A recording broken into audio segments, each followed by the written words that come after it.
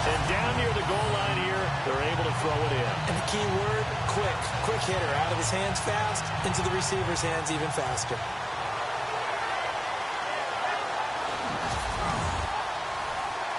Point after now from Sturgis.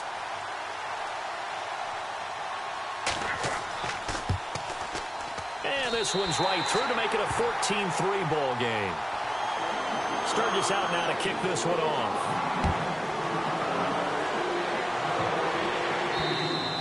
And that one carries out of the side of the end zone for a touchback, so that will come out now to the 25-yard line. And now out comes Minnesota. And down on the scoreboard, certainly needing to avoid what happened on the last drive, punting the football. Sense of urgency has to take over for them here. They know the score. They know the situation. And by the way, the punter no longer exists for their offense. That's how they have to treat this drive. They need points. Big time. Now it's AP, Adrian Peterson. A very good move, but for a relatively modest gain out near the 32. It's a 7-yard carry to set them up with a 2nd and 3. Well, no matter how they phrase it, staying on schedule, staying ahead of the sticks, whatever you want to call it, 7 yards on first down, that fits the bill.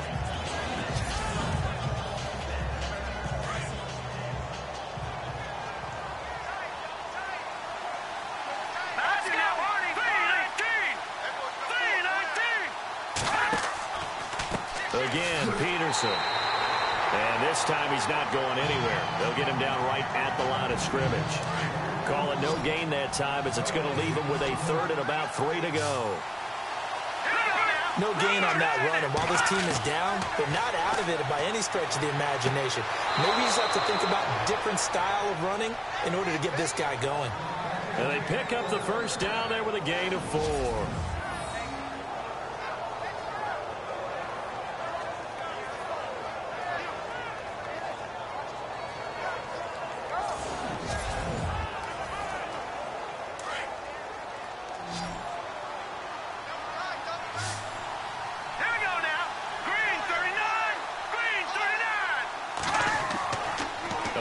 Fake. They'll look to throw.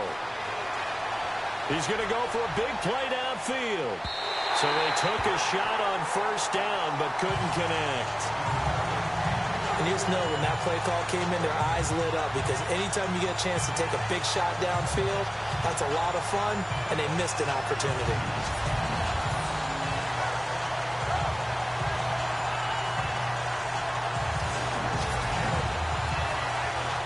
Offense still needing 10 yards. 2nd down.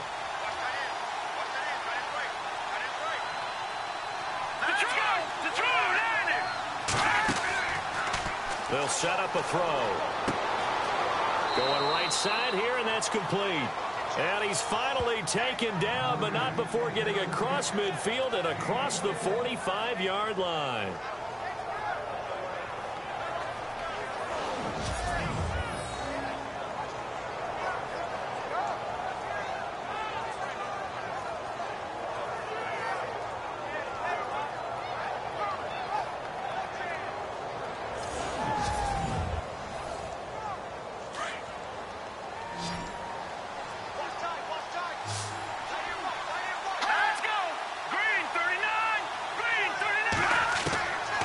He'll look to throw.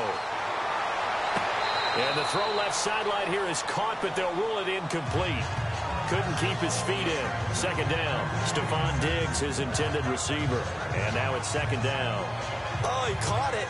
Just couldn't get the feet down. Couldn't get that toe tap sequence, right? I was ready to call him tippy toes if that one was completed. Let's go, Detroit! Detroit! They give it to Peterson. And not even back to the line of scrimmage this time as they're on him quickly once more. He'll wind up losing a yard on the play, and that'll bring up a 3rd and 11 situation.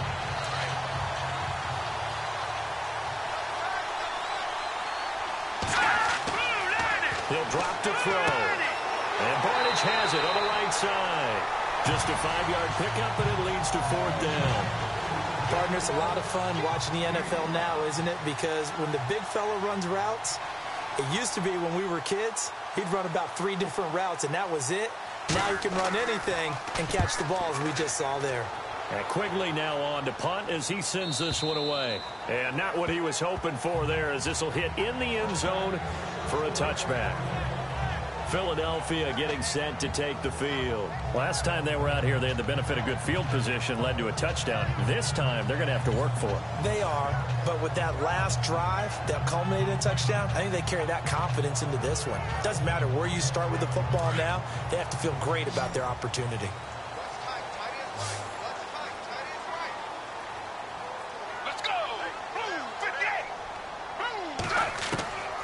He'll come out throwing here on first down. And he'll slide down to avoid the tackle.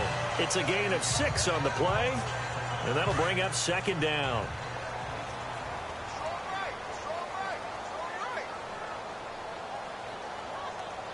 Let's go! From the shotgun, he'll look to throw. Well, bottled up. Fumble. It's out. It's loose. And the Vikings pick up the football. So they will set up shop. Excellent field position in the red zone at the 19-yard line. Thank goodness for heaters up here. And thank goodness I don't have to carry the football in this game.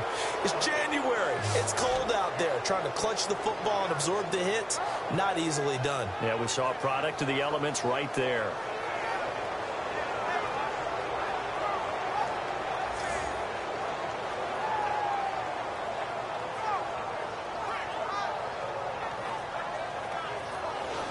And now out comes Minnesota. And, you know, their previous possession, they were able to move the football, but still wound up punting in the end. You know, in 2016, Carolina had a 20-play drive that lasted over 10 minutes. And remember how it ended? In a punt. Yeah, I mean, how does that happen? You just don't see that happen every day. This one maybe not quite that bad, but still, you'd like to have a chance for points. Nowhere to turn this time, and he goes down. Sacked back at the 29. It's interesting, partner, that most defenses try and guard the 35-yard line actively because they think the way kickers are nowadays, about a 52-yard field goal, they're kind of giving up points. But you get even deeper into territory, you get into the red zone, they're going to guard it even more, which means more pressure, more blitzing. And they only get a yard back there. They'll be left with a third down and long. I do know from experience that when you slow down someone's running game, you're now doing the dictating on defense. And guess what? Now you're getting ready to tee off on their quarterback because they have to throw it all the time. But you still have to be alert for the draws and other plays of that nature to make sure you don't get hurt. The effort's always going to be there. Everyone's always going to try and make a catch. But underthrown balls, I think, are the toughest ones to come back and get because usually your momentum's going in the opposite direction when you're trying to stop, break, and come back and get it.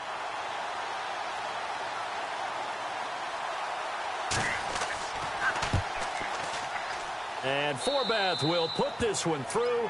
And a second field goal here cuts their deficit to 14-6 now.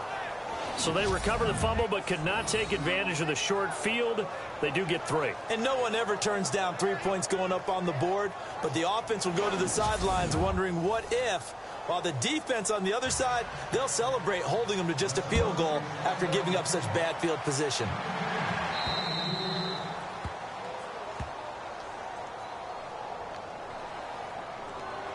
Free kick out of bounds.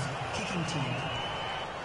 And that drives coaches insane, doesn't it? When they see that happen, it just doesn't feel right, does it? Plus, you're giving up yardage. Let's go! They'll run it now out of the gun. Call it no gain on the play, and it'll be second down. So nothing there, but maybe you blame that on the blocking. Yeah, at some point, you've got to win at the point of attack. And on that play, that was all the defense. They made it happen.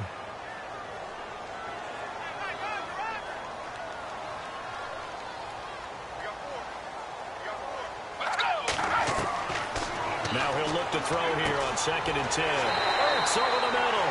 And he gets this one to midfield before he's brought down.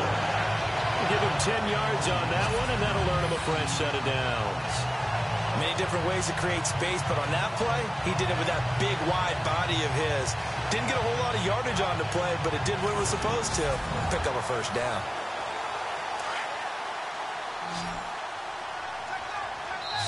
Two minutes to play here in the first half. Back with more NFC playoff action after this.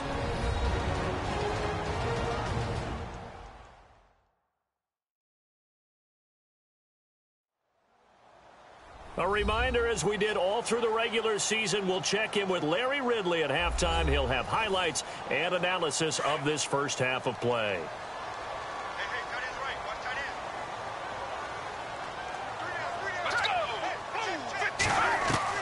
From the midfield strike, they'll look to throw. Going to drop this off to McCoy, complete. And he'll take it down shy of the 45 at the 46. It's a 4-yard pickup, and it'll make it second down.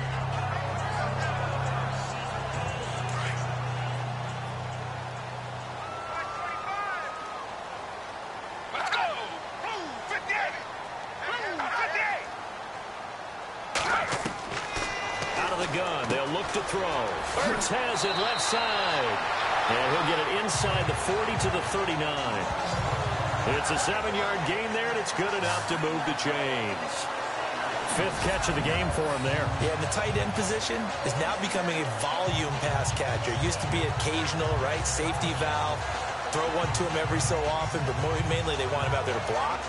Nowadays, an integral part of the passing game, and they create such great mismatches that they often become the leading receiver.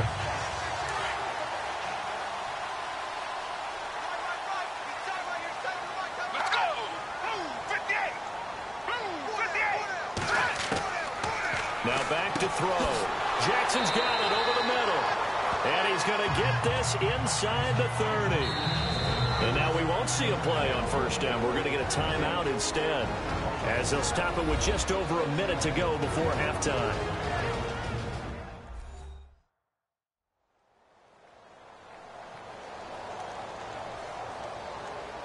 First down and 10 now for the offensive group. Let's go! 58! 58! Back to throw here. And he finds his tight end. It's Ertz. And he'll be brought down at the 27-yard line. Now the Eagles will use the second of their timeouts, as the stoppage will come with a little under a minute to go in this first half.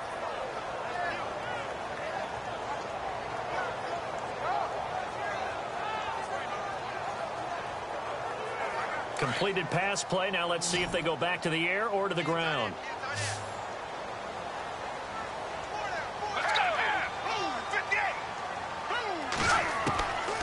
They're going to look to throw.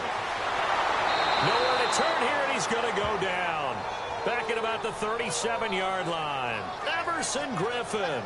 He's the one that got to him. He takes him down for a loss of 9. He was trying to keep his eyes downfield. Nobody came open. He's trying to do everything that he had been taught, right? Every bit of the technique. But if no one's open, there is no technique except make sure you hold on to the ball as you go to the ground when you're getting sacked. The Eagles on third down. They've converted 3 out of 5 thus far. This will be a tough 3rd and 18.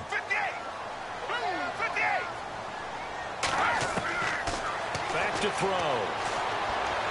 Under pressure again, and down he goes again. Everson Griffin in there to get him his 2nd sack now of the afternoon.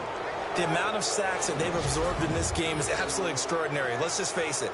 This offensive line, flat out, cannot handle this pass rush. It's been demonstrated time and time again.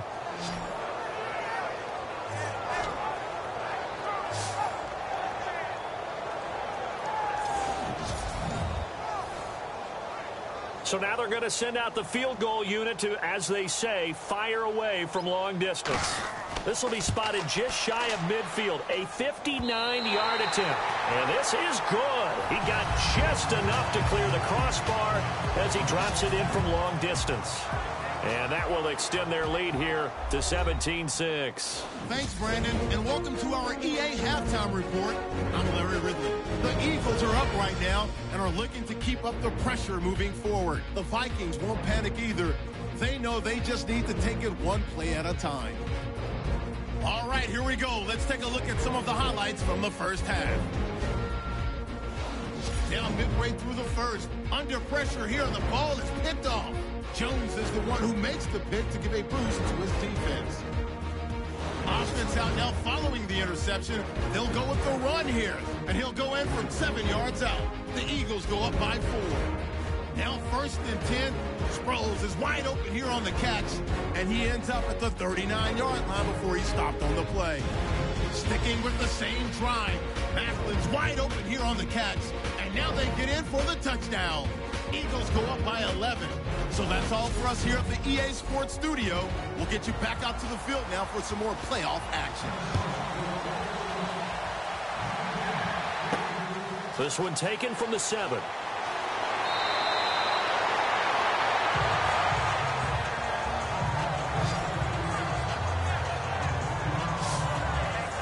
Out come the Eagles now as he'll go on offense first here in the 3rd quarter. They built a good first half lead. Now they have a chance to add on to it. And what I'm thinking is that the offensive staff spent the entire halftime just working with them on, here's what we think they're going to do to attack us in the second half. Nice first half that we've had, guys, but be prepared. And he's going to be wrapped up and driven down. Emmanuel Lamur leading the surge there. He drops him for a loss of 6. The amount of sacks that they've absorbed in this game is absolutely extraordinary. Let's just face it. This offensive line, flat out, cannot handle this pass rush. It's been demonstrated time and time again.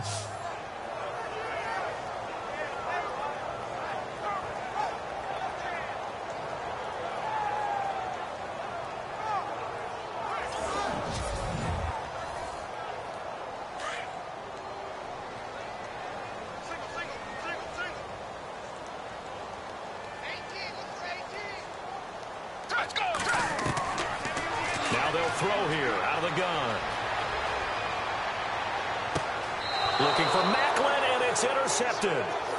Picked off around the 41. First possession in the 3rd quarter, an interception, so maybe a second half tone setter. Indeed, and not the tone they wanted to set. That's the equivalent of running out the wrong door and running into your pool instead of running out onto the field. A real dud for that one. Has that happened to you before? No, but I've heard stories about teams actually doing that back in the good old days. It's the Vikings' turn on offense. We get ready for their first possession of the second half. And tough to win games if you're going field goal, field goal, field goal here. They got field goal last time. Now they'll be looking for a touchdown. They're looking for the big chunk now because, as you noted, the field goal way of doing it makes it that much harder. It puts more pressure on every possession for you now. Go ahead and get 6 and feel a lot more comfortable about the position they're in. Bigger chunks. We'll see if they can get the score. That burst good for 20 and a first down. All right, I've got to be careful here, all right? He's on the plus side of 30. There may be a little gray in the beard, but that's not slowing down his speed as far as he's concerned. What he's saying, I'm on the plus side of 30. But if you're on the plus side of 30, you don't know what I'm on the plus side of. All I know is that run right there, let us know there's still some life in those legs. Absolutely, still got a lot of life left in those legs. All right, here we go. 3, 19. On first down, he'll drop to throw.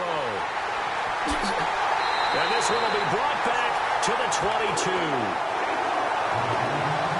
Well, this is one of the downsides of being a rookie quarterback. You know you're going to get called out about everything you do that goes wrong. Here, maybe he's a little uncertain about where to go with the football. And at this level, uncertainty equals turnovers. And this one winds up being intercepted. The Eagles coming out as they get ready.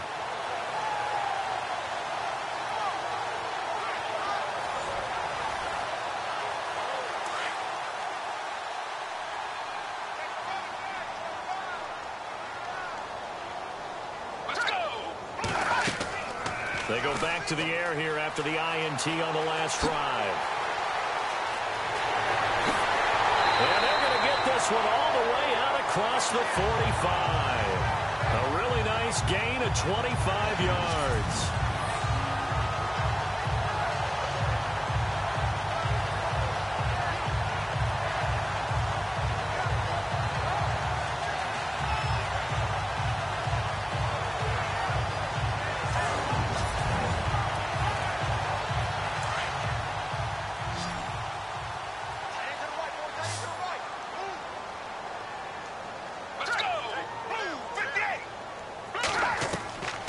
They'll look to throw here on first down. And it pops free. The collision there jarred the ball loose and brings up second down.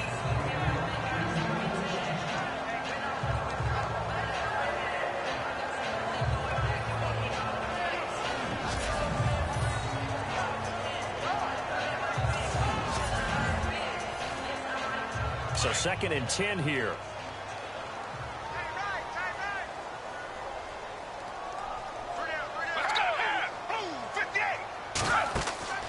Now they'll run the option to the short side left. And he held on to it, but he probably shouldn't have as they get him behind the line.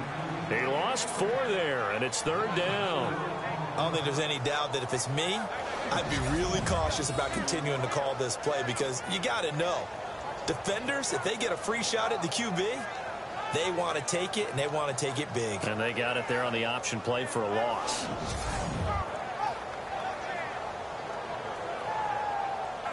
The Eagles on 3rd down. They've hit it 50%, 3 of 6 to this point. This is 3rd and 14. Let's go. Blue 58. They'll look to throw here. And an alley to run. And he's going to be stopped dead in his tracks. It'll be a gain of 6, and it'll be 4th down.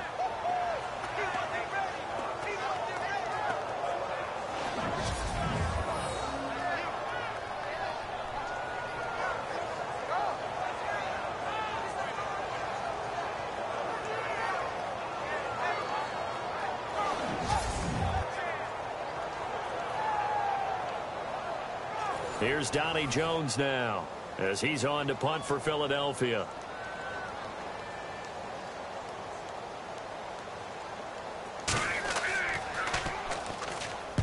And the kick's away as he angles this one for the sideline.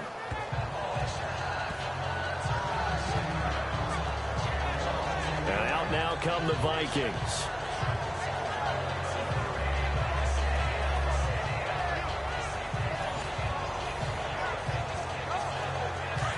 Looking to jam the receivers at the line here. Press coverage look defensively. Let's go. 3-19. They try to fire up the run game with Adrian Peterson. And unable to get downhill there as he'll take this up to about the 37. 2 yards on the pickup there. It'll be 2nd and 8. Defense has always talked about earning the right to rush the passer on 3rd down. And you know what offenses want? Win 1st down so they can set things up for themselves better. And that wasn't helpful there. Not a big impact on 1st down. They'll set up to throw. And a quick throw here. That's complete. And he'll be brought down shy of the 40 at the 38-yard line. That throw good for only a couple. It brings up 3rd down. The goal of a wide receiver screen is get enough blockers in front to create a wall and let him pick his spot to run the football. How about the defense there, swarming to it and not allowing that to happen? Did not let him get downfield. On 3rd down, he'll drop to throw.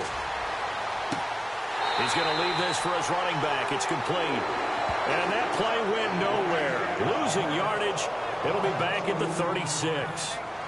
Really good defensive effort. They were all over that little swing pass out to the right side before lost yardage. Terrific read, better execution, and done with a lot of enthusiasm, wasn't it? Absolutely. They saw it all the way, ran to the football, and caused a nice play for lost yardage. Now Sproles. It's a 45-yard punt, but a decent return there of 9 yards. And the Eagles will have it, taking over 1st and 10. Here comes Eagle offense now as they get set to take over here. This crew had to punt last time they had the ball, but when you've got a lead like this, you content to play the field position game? You are to an extent, especially if you like your defense, because you have the lead, you've been controlling the game. But why put them in a tougher spot? You want to get out there and get something done on offense and maybe take command of this game yourself. And he'll get to the 29-yard line, brought down there. A gain of 4 on the play, and that'll make it 2nd down.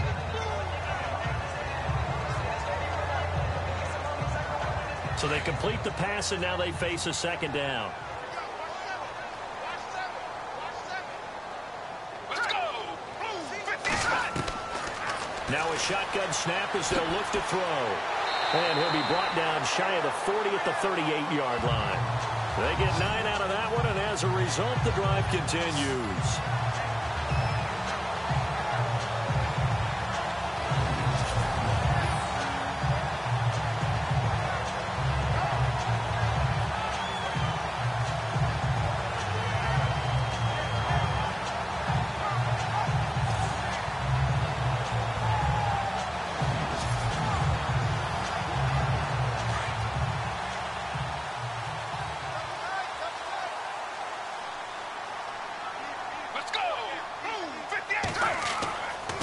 The give to McCoy. And he'll take this up over the 40 to about the 41.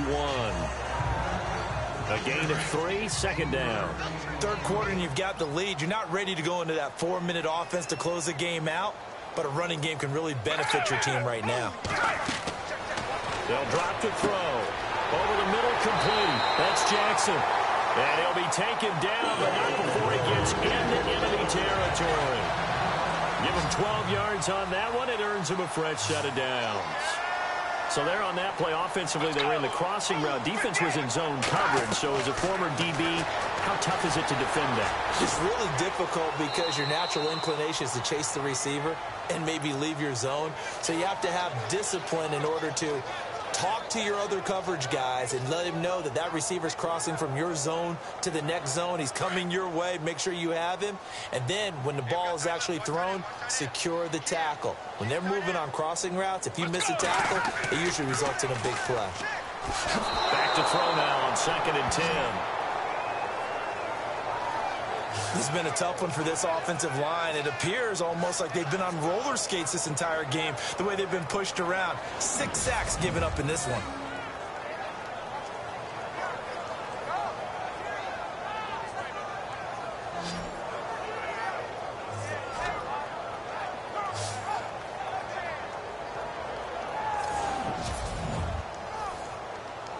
The Eagles on 3rd down. 3 for 7 so far in this game. This will be 3rd and 19. Looking to throw. The bullet throw, but incomplete. Well, no second guessing the call here. It was 3rd and long, so throwing the football was probably the smart play to try and pick it up. But they don't get it, and now the defense goes off the field feeling pretty good about themselves, gaining some momentum as they force them into a likely punting situation.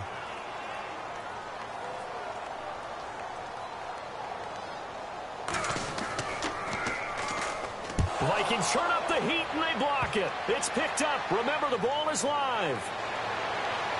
And the Vikings are in for the touchdown. Well, they had their chances in the first half, you remember, but had to settle for 2 field goals. This time they come away with 6. I think they actually got affirmation about what they were doing by getting a touchdown, because the field goals means they got in range but couldn't quite finish it off. This time, they broke through, and that's great for the old confidence. And on the sideline, difference of a feeling between 3 and 6, is it astronomical or no? It can be at times, that's for sure. A lot of times the field goal feels like a disappointment. The touchdown, well, that tells you you're getting it done. They'll let Peterson try and run it in. And he'll go backwards, losing yardage to the 5. Well, partner, since this new 2-point rule came into play, offenses spend a lot more time working on it. That means the defenses are doing the exact same thing.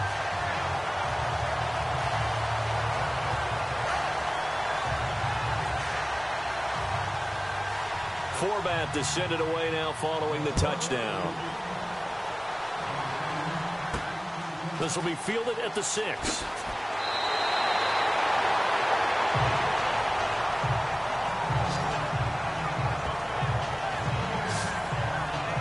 Philadelphia getting sent to take the field.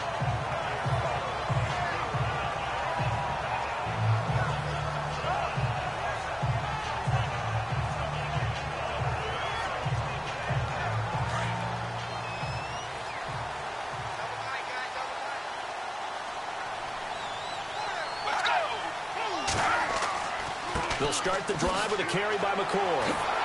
Broke a tackle, but not much room there ultimately. Just up past the 25 and no further. Just a yard on the pickup there, and it'll bring up a 2nd and 9. Tough day, tough sledding right there, and it's been that way the entire game. Not a whole lot of room to ramble for him. Yeah, you're right. It's been that way all afternoon. Didn't get a whole lot better there. Let's go. On play action, they'll throw. And he finds a man with a crossing route. And able to get this one across the 45 before he's brought down. They call it a gain of 19, and it moves the chains. There's so many things to watch for when you play defense. And reading your keys, you always hear about that, and having your eyes in the right place. Sometimes your eyes can fool you. How about that play action there? That sprang the big guy, didn't it? Able to dump it over the top to him.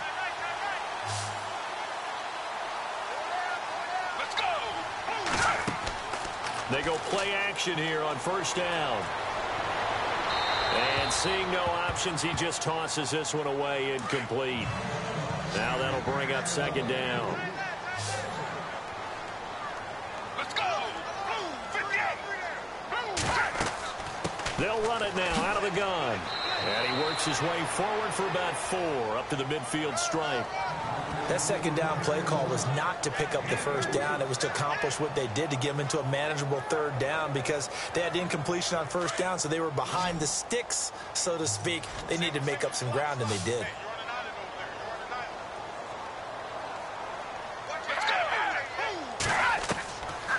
They'll set up a throw. He's got his man on the crossing route. And a big hit at the end of that one. He's knocked down hard.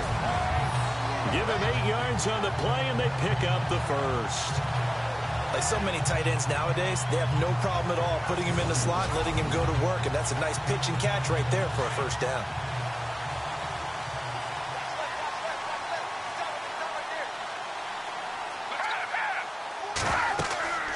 They'll run it now out of the gun. Not much there, maybe a couple as he's taken down at the 40. This is what happens sometimes when you abandon the running game. It's hard to get back to it, because once guys get out of that mentality of firing out and hitting people, hard to get them started again occasionally.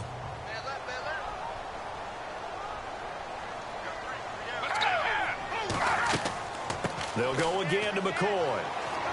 And a short gain there down to the 37-yard line. Give him 3 on the run there. Now they're looking at a 3rd and about 5. Let's give a lot of credit to the offensive line. They've been able to move the ball really well on the ground the entire game, and while that wasn't a huge one, that's okay. They'll take them in short, steady bursts. 4 down. Let's go. Blue 58. Out of the gun now on 3rd down. And he's got his favorite target yet again. It's complete. Give him 6 yards, and they do convert on 3rd. Pretty heavy traffic over the middle on that one, and somehow he emerged with the football. Way to possess it despite all the extra contact and people around him.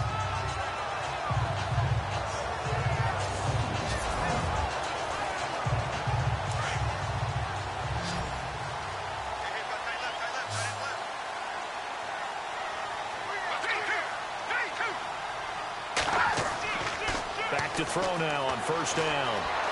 Oh, he's got a little daylight. Finding room to the 20. And down inside the 15 he goes. And the play goes for 19 yards. Gives him a new set of downs.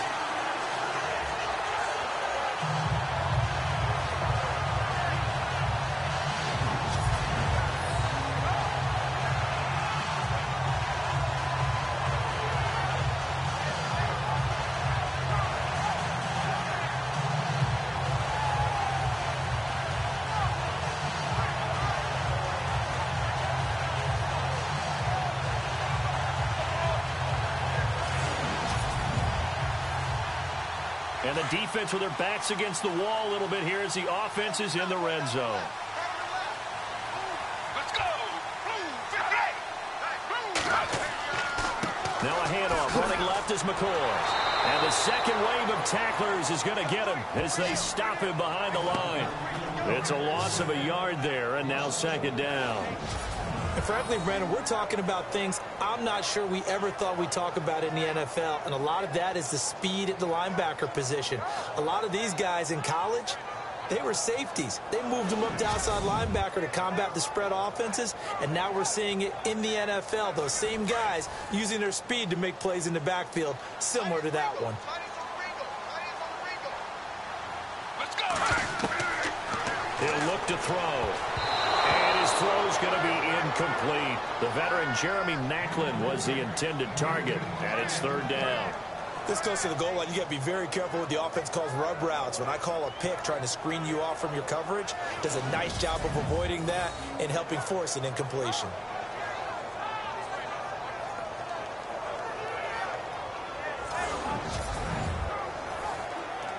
The Eagles on 3rd down. They've hit on half of them, 5 for 10. This is 3rd and 11.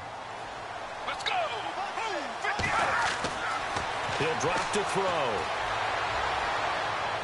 And probably the wise wise decision there. No one open. He just throws it away. And that keeps the field goal on the table as it's 4th down. Those throwing windows get a lot tighter near the end zone, don't they? And here's the thing. You already probably have 3 points in your hip pocket. You force a throw here and give up an interception, you come away with nothing. Especially tough in the middle third of the field where he threw that one. And Sturgis able to knock it through, and that'll push the lead up to 8. So they get 3. They were hoping for 6, an unlucky number 13 play drive. Well, you go to the sideline after putting 3 points on the board, happy, but you wanted to be ecstatic. You wanted to have 6 on the board. On the opposite sideline, though, the defense, I think they're high-fiving each other, only giving up 3 after letting them run that much offense. This is taken about 7 yards deep. And they'll put up the stop sign there as his guys will get it at the 25. Now the Vikings offense gets set to take over here. And they're coming off a 3-and-out, my friend. I think they've got to look at that play sheet and go to a spot that they haven't gone before. Time to shake things up a little bit to try and get this offense moving. Okay, so how do you do that? How do you shake things up? You look at what you called before, realize it hasn't worked, go to something else. And maybe try and find one of those special plays from one of your better players, and maybe try and hit something big and get things going in the excitement area. And he's going to be out of bounds right at the 40. And a nice carry there of 15 yards. That run is what defenses don't like about dealing with Adrian Peterson. His ability to drop a shoulder and run through contact. And he's amazing at keeping those strong legs going, isn't he? For him, no run is ever truly over. I mean, he's actually not even convinced that when they blow the whistle, he's actually down. That's how he finishes runs in a big way.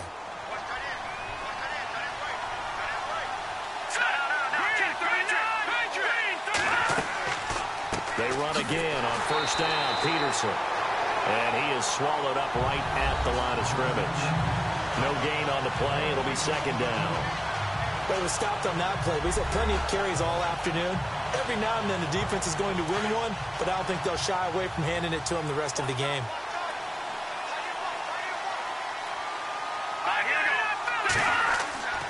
Carry number 20 now for Peterson.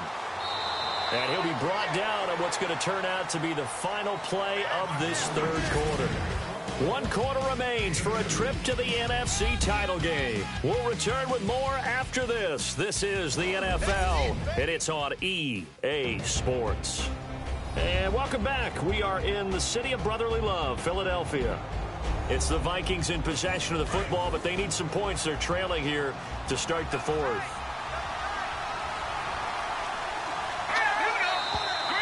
Now we've got movement up front, and I think this is going to be on Minnesota. False start, offense. The crowd's not doing that O-line any favors. Home field advantage is really kicking in, making it very difficult for them to hear the snap count. The Vikings on 3rd down. They're right at about the league average, 40%, 4 for 10. This is going to be 3rd and 13. They'll look to throw. Here's a screen to Powell. It'll be a pickup of 13 on the play, and that's going to bring up a 4th down. They dialed up the screen pass on 3rd down, and for a second it looked like it was all going to come together, and they had a chance to pick up a 1st down, but the defense got there and finished it off. 1 score down. Here we go. They're going to go for it here on 4th down.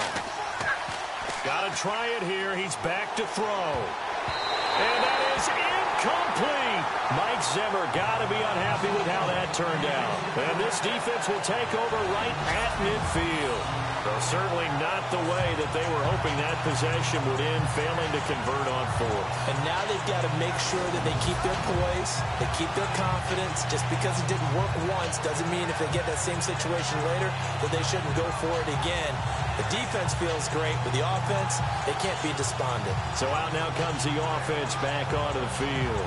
And several days ago, you and I talked with a couple of guys in the meetings about how big is home field advantage? And they kind of downplayed it a bit, but I think we're seeing here today, building up this lead, looks like they're going to win. Why home field advantage in the divisional round is so important? Yeah, they may have downplayed it, but we could also sense that it was important to them because nothing has to change. You don't have to uproot anything. Sometimes when you're going on the road, you may have to even leave earlier in order to get acclimated if it's going to be a tough environment against the team you're going to play. So being at home is a big deal, but now they know, at least they feel like it, they're moving on to the championship championship round, there's got to be no better feeling. They'll get that 24-hour rule in. Enjoy that before they look forward to the next opponent. Here's a give to McCoy running left. And he is out of bounds inside the 30. A good gain of 14 there, and it moves the chains. And I'm guessing you'd say this is kind of the key here. Grind out some yardage, work on that clock, see if you can continue to tick it down. Definitely. You want to bleed things out at this point, right? Continue to possess the football, gain some yardage, and put the onus on the defense. Do they have to use timeouts? What are they going to do to stop you? You're taking charge. Fresh set of downs here.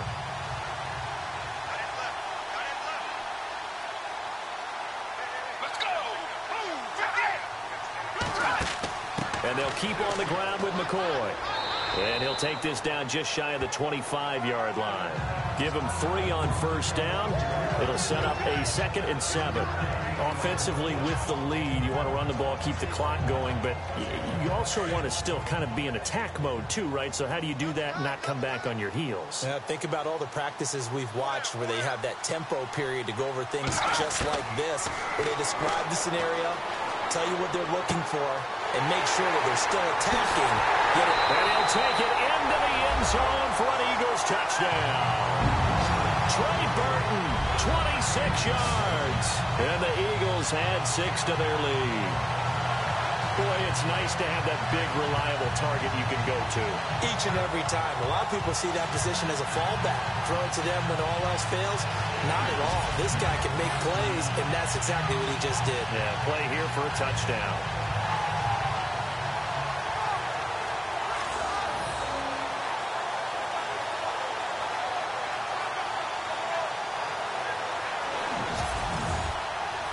A close call here. Did the ball cross the plane? I don't know. From the naked eye, this was tough to tell.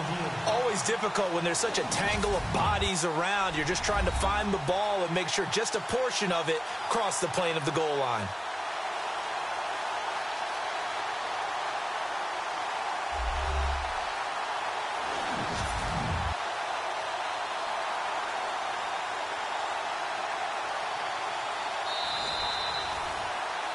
First down and goal. The offense knocking on the door. Let's go! Blue 58! They'll try and run it with McCoy. And he's in for an Eagles touchdown. LaShawn McCoy taking it in. And the Eagles add on to their lead. I know we don't talk about it enough, but the intelligence level of the guys up front blocking, the offensive linemen, maybe the smartest guys in football overall. Add in a little bit of athleticism and a whole lot of toughness. You've got a lot to deal with, don't you? That's why the guys in the backfield get them really nice Christmas gifts, right? If they're smart, they do. 5 plays there on that drive.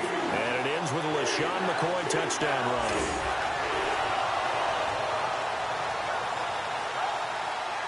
Sturgis out now to kick this one off.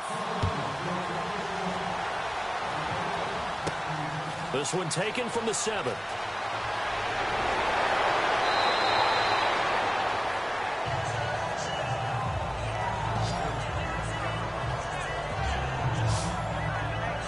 And now out comes Minnesota. And last time out, went for it on 4th down, turned it over, gave them great field position, turned it to 6 points, so they've got to recover here, Charles. It's amazing what one decision can do in the chain of events, right? The decision to go for it on 4th down. Caused all of that. It caused every bit of it, but it showed confidence. Hey, I've got confidence in you guys. Go pick it up for them. Didn't happen. Also showed confidence in the defense. They didn't pick up their... Eagle pressure, too much this time. Down he goes. Fletcher Cox in there to get him for what will be a loss of 13 yards. Well, so much for setting the tone of the drive offensively. Giving up a big sack that loses that kind of yardage, not a great start.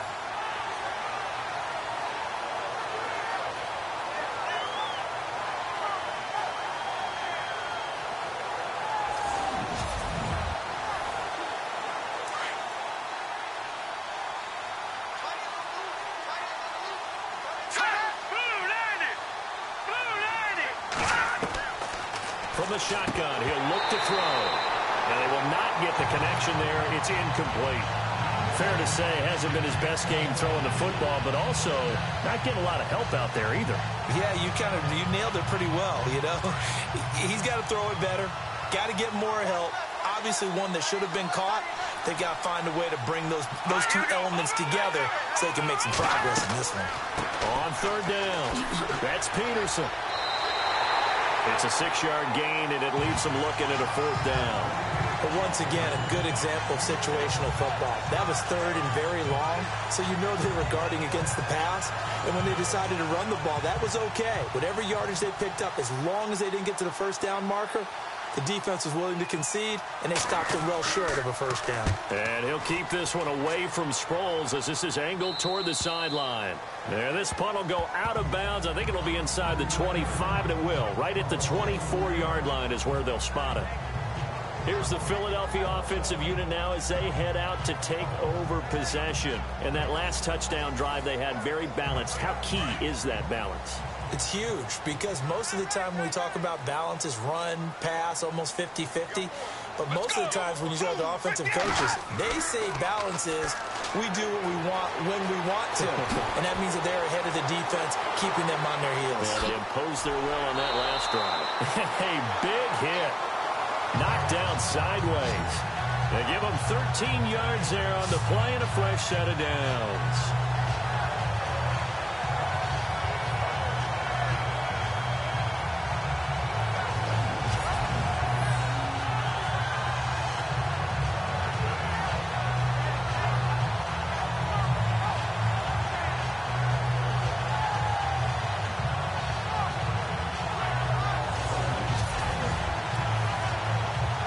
Offense comes to the line now, 1st and 10. Let's go. They'll run it now out of the gun. And able to break one tackle, but then quickly brought down. But a nice little gain. Give him 10 yards on the pickup, and that'll bring up a second and just about a few inches here.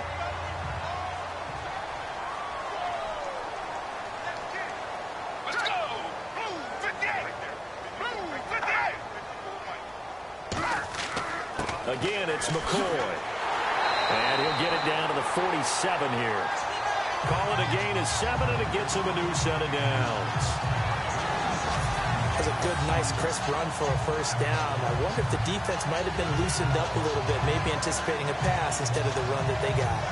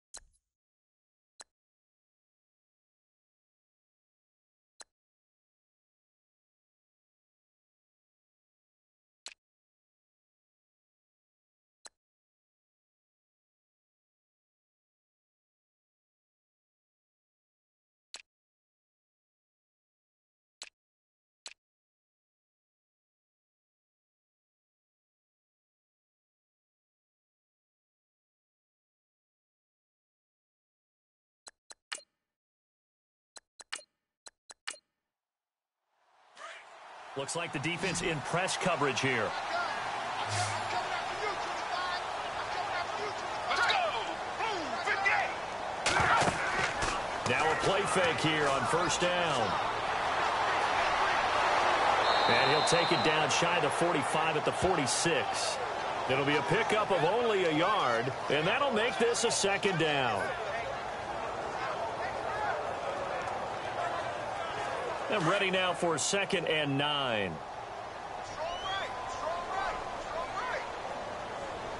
Let's go. He'll look to throw. And this is Ertz with it, right side. And he'll get it down on the play to the 37. And they'll get 9 there as that sets him up better for third down. And there's a completion to the tight end. And look at the size of these players nowadays. At that spot, 6'4", 6'5", and up. A lot of guys used to be basketball players, somehow came back to football. And that's really good for the game of football. You're getting better athleticism, great hand-eye coordination, guys who know how to control their bodies when they run their routes. The offense on third down tonight, they've converted 5 times in their many chances thus far. They're looking at third and a few inches. Now back to throw. And incomplete. The contact made the ball roam free and brings up fourth down. I have to say that was a surprise call on third and inches. I thought they'd try and run the football there, but you got to believe they thought they'd surprise the defense and pick up something downfield, but that one goes incomplete.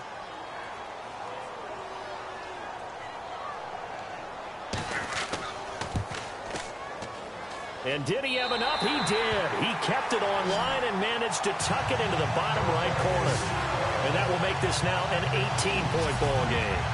And you figure with that, this game's pretty well out of reach. It would take a heck of a comeback at this point. Being 3 scores down, I think that's too much to ask with time winding down here in the fourth. Now it's Sturgis converted on the field goal. Now he'll send this one away on the kickoff. This is fielded a couple yards deep. And the decision to bring it out, a good one, as he's up a yard or 2 shy of the 30. And the Vikings now heading onto the field. And with this deficit, you can't have too many more drives like the last drive where you had to punt it away. You know what I would tell my offense right here? The punter doesn't exist, guys. He doesn't even exist. He's not a team anymore. I just cut him, all right? So you've got to go out and create some offense for us here and give us some points. No way does that guy get on the field on this drive. Poor punter. Yeah, it wasn't his fault. But hey, listen, there's got to be casualties at times. We're trying to win a game. A good pickup there. 8 yards on the first down completion. Decent start to the drive, but let's face it, they need a lot of things to go right in a short amount of time, down 3 scores. Yeah, they're going to run their 2-minute offense here in this game, but this is for future games. Can they get better and be ready for the next time, hopefully with a chance to win? Second down now after the pass completion.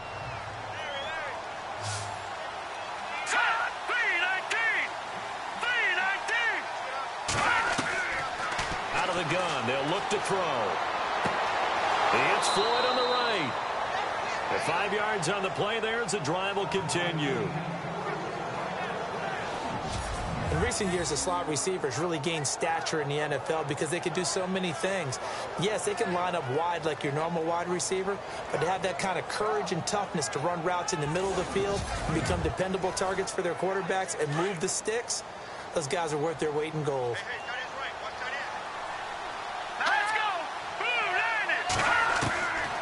They'll look to throw now on first down. And he'll be out of bounds up near the 45 at the 44. That throw good for 4. It's second down. If you run an out route, it's likely you're going to end up near the sideline. And what did we just see there? You got it. The benefits of practice. Toe tapping, foot dragging, picking it up, and making sure it was a catch. And the hit jarred it loose. It's incomplete. Another wayward pass. You know, things started out poorly in this game, and to be frank, they just really haven't gotten much better. And all that does is embolden the secondary. They feel good about what's going on, and they just play better and better. And he has the first down yardage before they bring him down right at the 45. It's a 10-yard pickup, and it moves the chains. But we're used to seeing the guy that you consider the number 1 receiver double covered, but how about this guy? He's double covered and finds a way to make the play for a first down. That's how you increase your Madden rating, right? No doubt about that at all. And you know something? I think we'll hear about that from him soon. First down, here's a run with Peterson. And able to break 1 tackle, but then quickly brought down. 5 yards is the tally on first down. That brings up 2nd and 5. Not too many offenses want to turn down long drives, but when you're down what they are, they've got to pay it off with some points.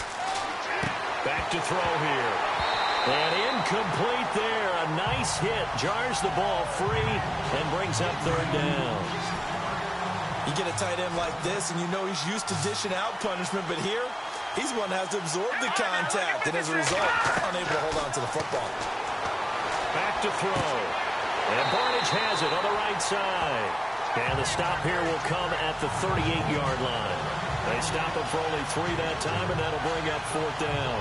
You got the big lead defensively, willing to give them that underneath stuff, right? And this is why you work on your tackling. Tackle them after the catch, inbounds, keep the clock running. Just go ahead and bleed the game out that way. As expected, they're going for it to keep the drive alive. This will be caught inside the 10. And he carries this one all the way down to the 9. The decision to go for it pays off, and now they're set up first and goal. Felt compelled to go for it there on fourth down, trailing in the fourth quarter. They got it done. And there's always a lot of pressure on a fourth down call. Doesn't matter the distance. You still have to get it done, as you noted, and they did. Now we've got movement up front, and I think this is going to be on Minnesota. False start, offense.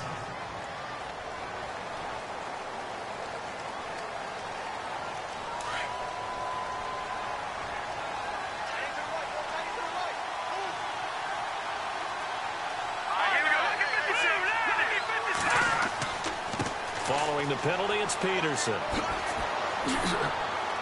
And he's going to get it inside the 10 to the 7-yard line. A good pickup there, 7 yards, and it's going to be second and goal now. Well, partner, I know this type of running back.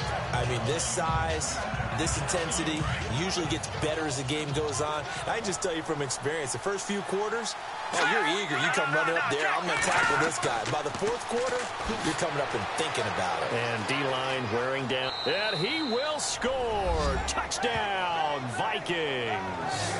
Adrian Peterson taking it in from 7 yards away. And the Vikings are able to close the gap just a bit. Well, that turned out how they wanted. Run the toss play to the left side, go for that pylon, get in there. And just being able to understand where the pylon was and sneak it in there, well done, well executed. Kai Forbath on for the extra point. And that one makes this an 11-point deficit now.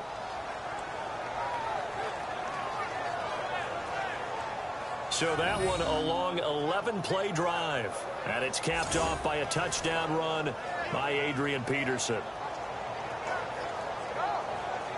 2 scores down, 3 timeouts left. Still a chance if they can somehow get this one back. Well, the Vikings are pointing. They've got it. Minnesota football. Well, that certainly makes things more interesting. You get the score, then you get the onside kick. A little uphill battle still, but a start. It's not mission accomplished, but the plan is working. They're in a great spot right now, and the best part, they put the defense right back out on the field after having already scored. Yeah, they've got the momentum here now. They'll come out throwing here to start the drive. And now the ball's out. Fumble near midfield. And it's picked up by the Eagles.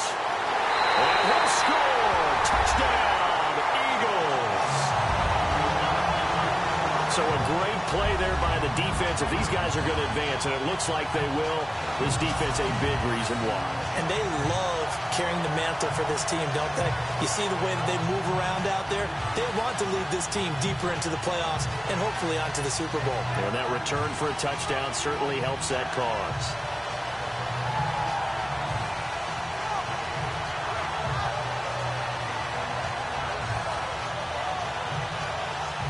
Now Sturgis on to add the extra point.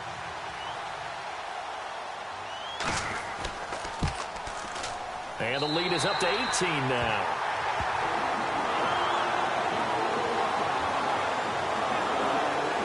So not only the cough up, but then the pickup on the other side, the scoop, and the score the other way.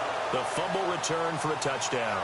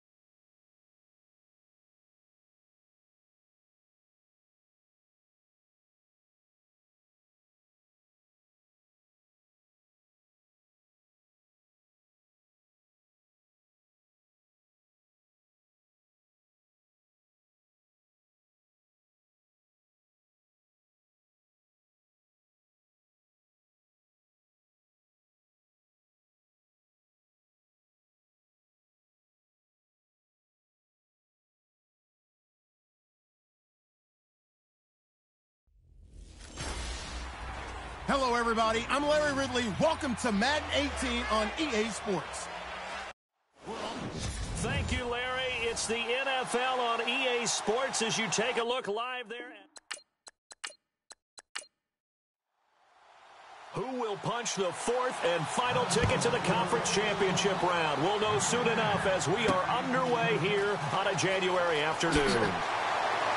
And he'll take this across the 25, couple extra yards, up to the 27-yard line.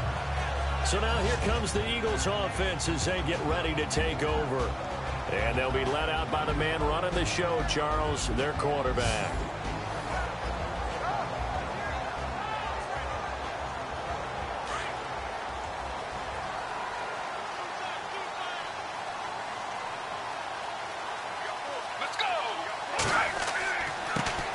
Here's the first carry for LaShawn McCoy. And not a whole lot doing there as he'll get it up to about the 28-yard line.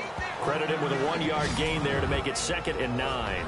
And the big boys up front in the trenches. What do you think of the O-line, Charles? I love them because this is a group that's so cohesive. They know what the man next to them is going to do at all times, and they operate as a terrific unit. And after the play on the ground, that brings up 2nd down here. Let's go! They're going to look to throw. And Selleck here, left side. And he'll get it up near the 35, right at the 34 here. The reception good for 7. It's 3rd down. So much goes into a successful play, doesn't it? How about that play action there? Freezing the defense just enough to bring the tight end free downfield for the completion. He's going to get this one out to his fullback. And he's taken down, but not before he gets this into enemy territory across the 40. A big 3rd down conversion with a gain of 28. Looked like the screen pass was taken away there, but what a nice job improvising, finding other options, and completing the pass anyway. And he's got some space here. And he's going to be out of bounds down to the 25. 12 more yards there and another 1st down.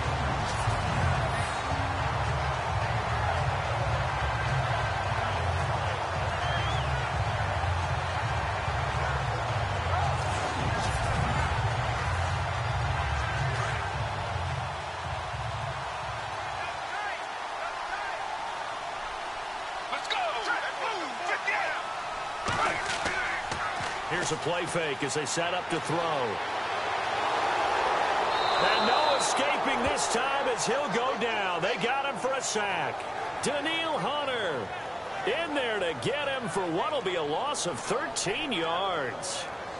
Well, many times when you talk about mobile quarterbacks, you get the sense that they feel like they can get out of any bad situation. They keep moving around and trying to emulate guys like the Scrambler or the Dodger. Instead, they keep losing yardage and digging themselves a hole that they can't get out of.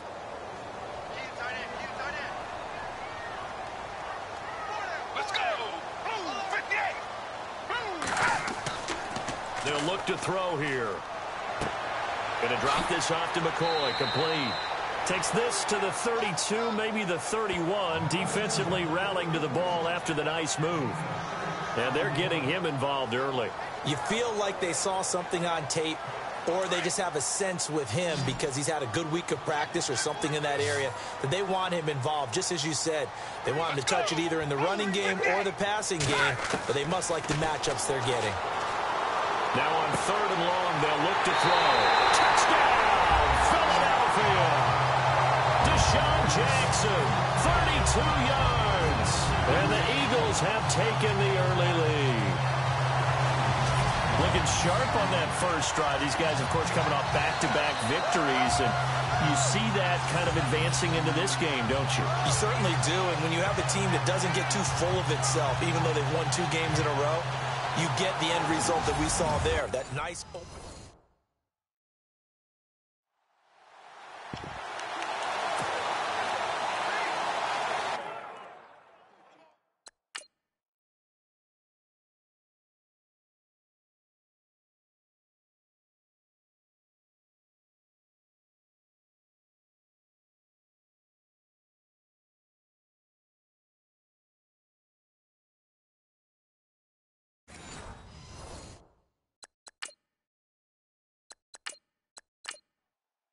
Caleb Sturgis now for the point after.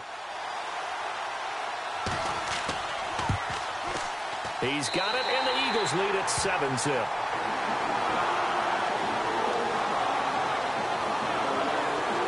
So this drive spans 7 plays. The result, Philadelphia in the end zone.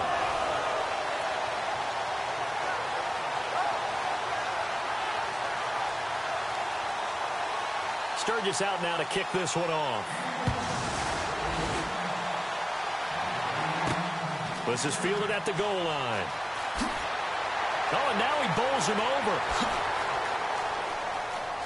Stephon Diggs, 30, 10, and he's going to score. It's a Viking touchdown. Stephon Diggs taking it goal line to goal line, 100 yards. And the Vikings are an extra point away from tying this thing up. Well, there you go. They gave up a score to start the game, and as quick as they could get it back, they did on the return. And people talk about this all the time, whether you're coaching it, whether you're trying to work on it, whether you're just trying to put in the minds of your players. Attack back as fast as you can after giving up a score. No quicker way than on a kick return.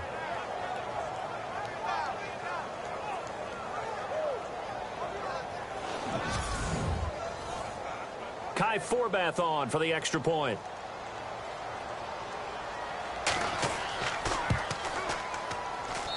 It's good, and we're all tied at 7 apiece. From the goal line all the way to the other goal line on that one. A full 100-yard return on the kickoff.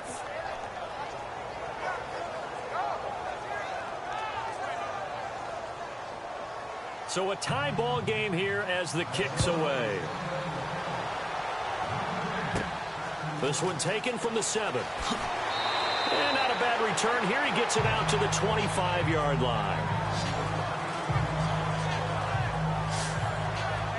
Philadelphia getting set to take the field. And that last drive, a long drive, but not just that. They had a great air attack going. Do they stick with that? I would think that they would, because if they were competent enough to do it on the last drive, starting backed up in their own territory, why would you change anything? They've got to be confident about what they're presenting and continue to do so. Yeah, because the secondary, they really look clueless. And that was amazing because that drive went and went, no adjustments and no big plays by the defense to knock the ball away. Quickly now a look at the defensive starters for Minnesota. Let's take a second here to talk about cornerback Xavier Rhodes. And what I love about his game, his long arms and strong hands. When you put him in press coverage, it's really hard for receivers to get off the line of scrimmage and get into their routes. Had what most thought was his best year in 2016. The trophy case agrees. His first Pro Bowl. Let's go. They'll drop the throw. Oh, what a move. And now running right through it. Bringing it in. Jackson left side. Deshaun Jackson off to the races. Touchdown, Philadelphia. Deshaun Jackson with his second touchdown in this opening quarter. And the Eagles have taken the lead. Still first quarter, 2 receiving touchdowns for him. How are they going to slow him down? I think they're thinking about altering their game plan. Whatever they came in with, now maybe you switch a better cover guy to him. Or you make sure you have more people in his general area wherever he lines up to at least try and discourage them from throwing the ball to him. Point after now from Sturgis. And he's got it. It's now a 14-7 ball game.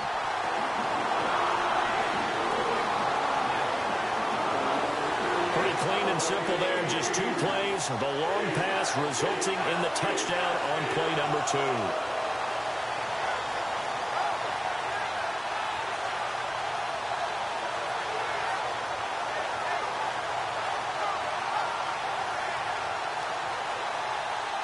Sturgis out now to kick this one off.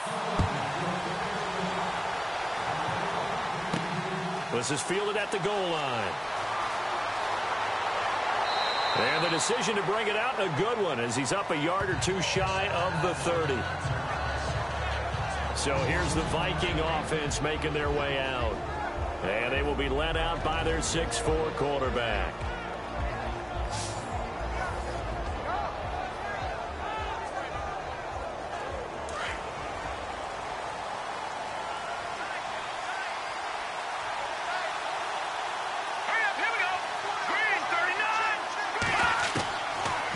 Try and start this drive in the air. Throws a quick hitter on the slant. That's complete. And he gets this one just shy of the 40. They'll mark him down at the 39. It's a gain of 11 yards that time, and it produces a new set of downs. I don't care who you put on him. He's going to be a handful in one-on-one throws. Yeah, right now, you're right. They're in man-to-man. Maybe needs some safety help. I would say that'd be a good idea. Double team him somehow. I'm going to have to make someone else beat me rather than let him shred my defense.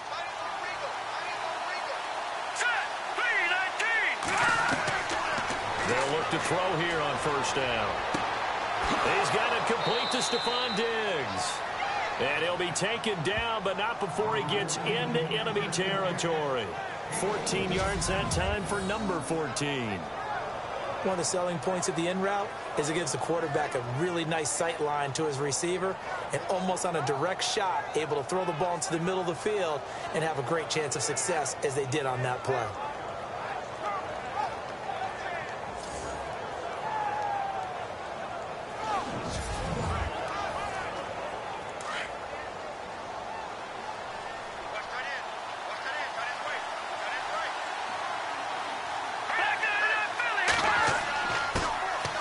First carry now for Adrian Peterson. And able to push his way forward here for a good little gain.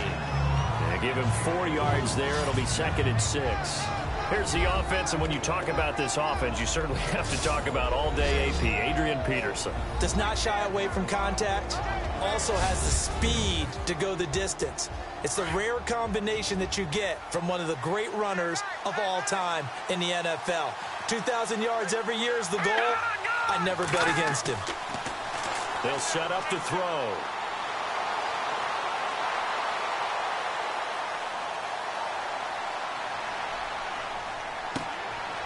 Got a man over the middle, and it's complete. And he gets this one all the way down inside the 20-yard line. Offense.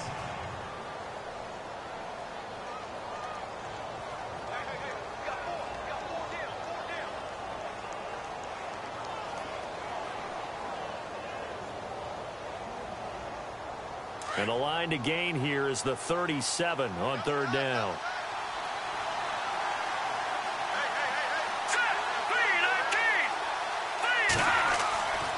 Looking to throw. He's got the connection over the middle to Diggs. And the stop here will come at the 38-yard line. The completion good for only 6, and that'll bring up fourth. How about this for an opening drive decision? You got fourth and short, just outside of field goal range in all likelihood. What do you do? I'm going for it. I've got to go get it right now. I want to establish a tone. It's early in the game.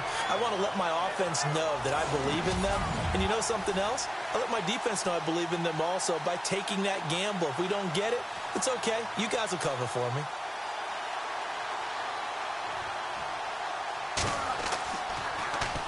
On is the punt team now as this one's sent away. And that'll hit in the end zone. Much too much leg there. That'll be a touchback. Now here's the signal caller getting ready to lead this offense again. He's showing off that arm, showing it off very well. They've got the lead. Don't forget, though, about the protection he's had. The protection's been good. And I'll guarantee you he hasn't forgotten about it at all, because that's keeping him clean in the pocket, allowing him to step into throws and make those deep passes come true. I mean, it's just been beautiful for him to do. But guess what? In the huddle, on the sidelines, guaranteed he's thanking those big guys up front for keeping him safe. I have a feeling he made him by dinner. Indeed, entertaining to relive some of those deep balls. He'll start on the ground with McCoy. Give him a couple on the carry there. 2nd and 8. We haven't seen much from him running the football here in this first quarter. No, you're right about that. We haven't seen much of him at all so far. They've stacked him up pretty well, but when you're trying to run the football, sometimes you got to play the long game. Keep handing it to him, and some of those runs that aren't working now, they turn into 6, 7, 8, and maybe more later on. He lost 2 there, and it's 3rd down. That was a nice play by the defense, but the offense can't let that one play define them. Let it go, move on, and start over again.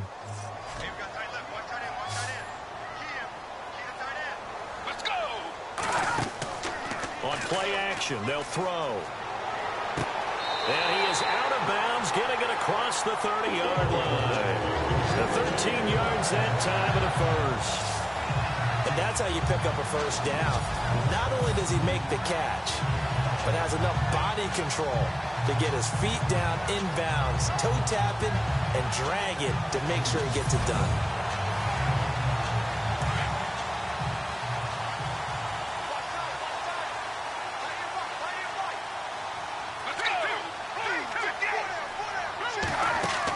They'll run it now out of the gun.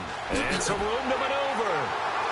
And able to get this one across the 45 before he's brought down. Back-to-back nice gains. That one for 14 yards and another first. Absolutely love the run right there. This guy's known for his quickness, but also for his speed. He's able to get to the second level almost before you blink if you give him any type of blocking. Always talk about slot receivers, and they're usually known as quicker than fast. In this case, we've got a guy who's quick and fast, and he used it to great advantage. And a new set of downs here after picking up the first on the ground. They go play action here on first down. Looking left side, and he's got a man. It's Jackson. And he's brought down. Same result as last play, 14 yards and another first down. Talk about a big first half. Already has the 2 touchdowns, adding to his receiving total there, picking up the first down. He's coming off the line so fast. I think he's intimidating the defensive backs with his explosiveness, and he's chipping away at their confidence.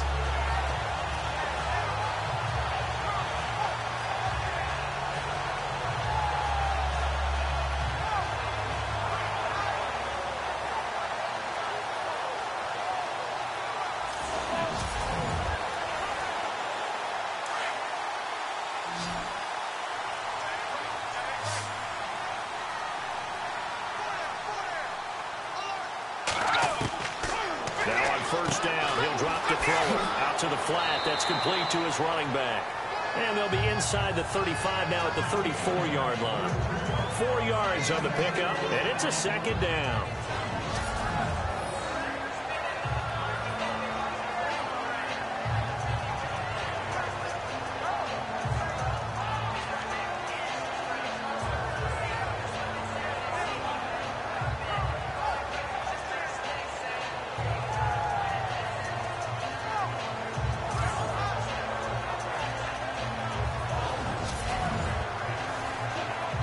6 yards here to go for the offense on second down. Let's go. Blue 58. Now a shotgun snap as they'll look to throw. And the hit jarred it loose. It's incomplete.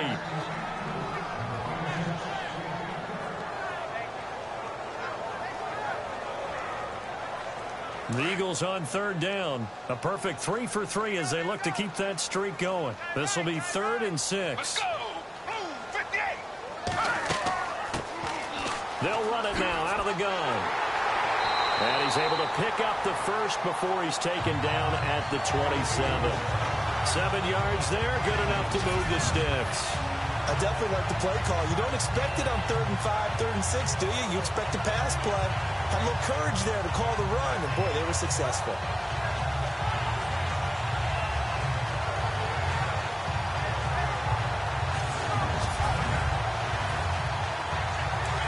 And on the outside, they're playing press coverage. Let's go. Blue 58. And once again, they go with Sproles. And he'll be dropped at the 23 after a pickup of about 4. On any running play that's called, they're always hoping that it's going to break big and go the distance.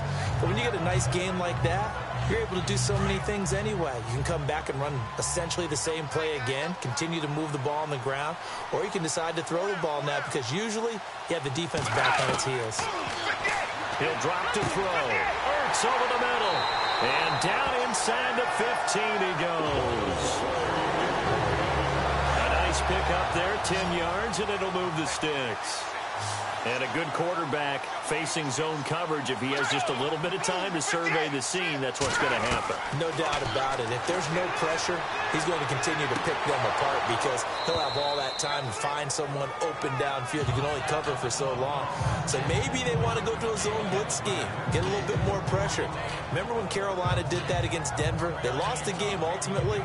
They dropped the defensive end out, and he ended up with an interception in that game in Super Bowl 50. Maybe some sort of scheme like that to try and get more pressure at the passer. Here's the option going left on second down. And he probably should have given that one off as he's going to get hit and taken down behind the line. They'll wind up losing 3. And now it's 3rd down. So often you hear defensive coaches talk about we need all 11 on every play in order to be a good run-stopping unit. And sometimes it starts to sound a little cliche. But did you see the free safety on that play? Knifing through and running down the ball carrier. A huge, huge play. And when you have a free safety who can run like that, you've got to turn him loose. The Eagles on 3rd down. A perfect 4 for 4 thus far. This is going to be 3rd and 13. He'll look to throw. And he'll score. Touchdown, Eagles. It's their quarterback, saving his best for the playoffs with his 3rd touchdown of the game. And the Eagles add 6 to their lead.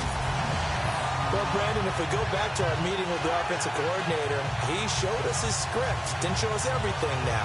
He said, here's the script for the game. I think everything's going according to plan in a big way. 3 drives, 3 touchdowns. Yeah, that's about as good. That is as good as you can do, I guess. So, well done. Yeah, well done indeed. Tremendous execution. Now Sturgis on to add the extra point. It's good, and it is now 21-7. So that drive spans 13 plays and was polished off by the touchdown run from the 16-yard line.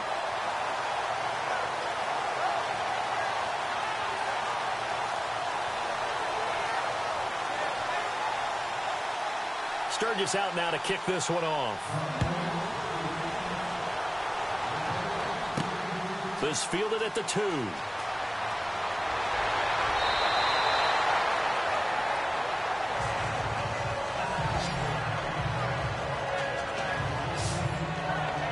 And now out comes Minnesota, and hoping to do better than they did their last possession when they punted the football.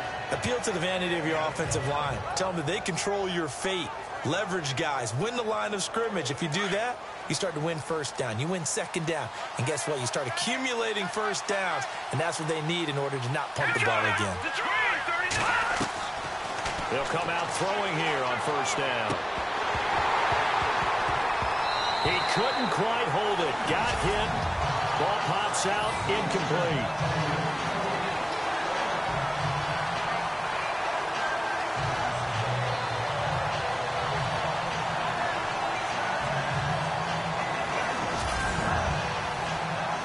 So incomplete on first. Let's see what second down has in store.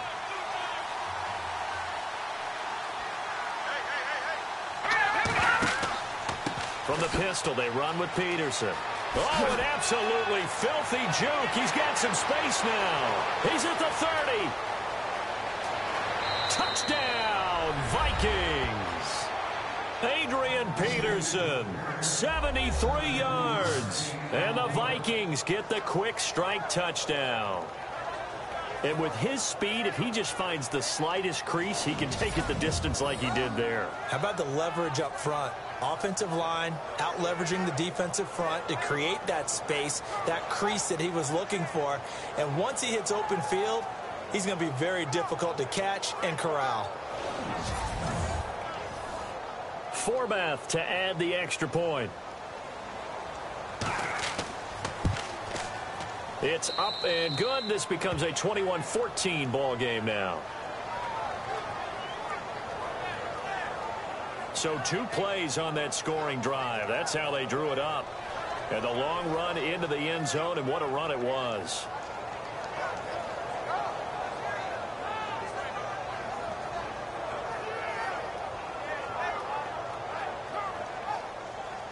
Forbath out to kick this one away.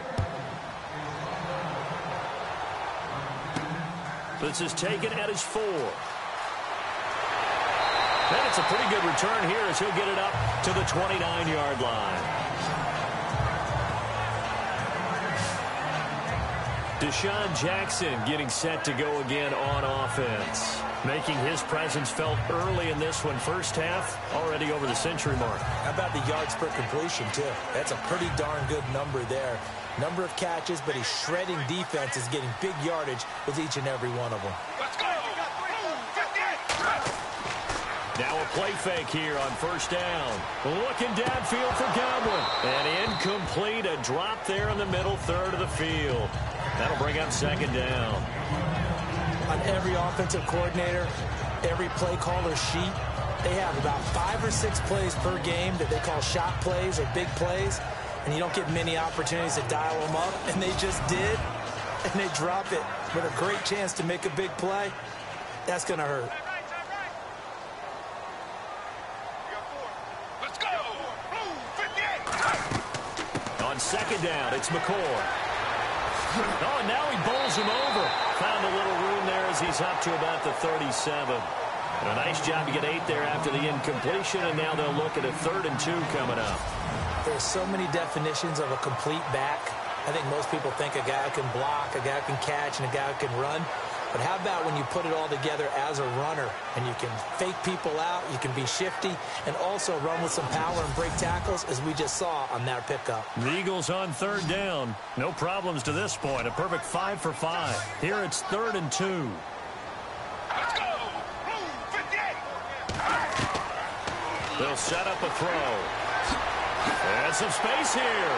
And he brings this up to the 46. Good enough for the first. It's a 9-yard gain, and it keeps the drive moving.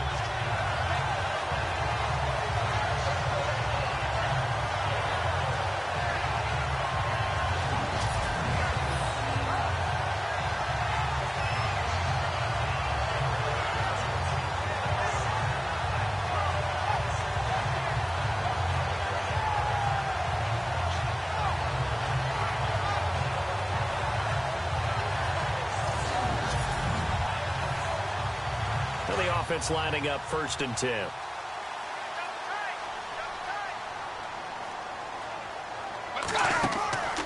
Off the play fake, he'll look to throw. And now the ball's out, fumbled near midfield, and the Vikings pick up the football. The 30, 10, and he's going to score. It's a Viking touchdown.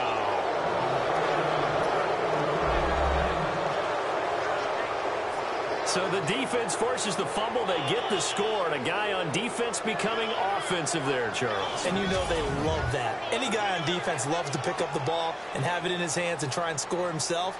In this case, that's exactly what happened. He'll be singing in the shower postgame. He's got it, and we're all tied at 21. The scoop and score, always an exciting play in football, and we witnessed it there. Grabbing it off the ground and then rumbling it into the end zone for 6.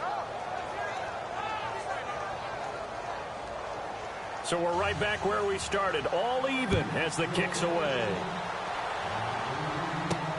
This fielded at the 2. And he'll be brought down at the 23, make it the 24-yard line.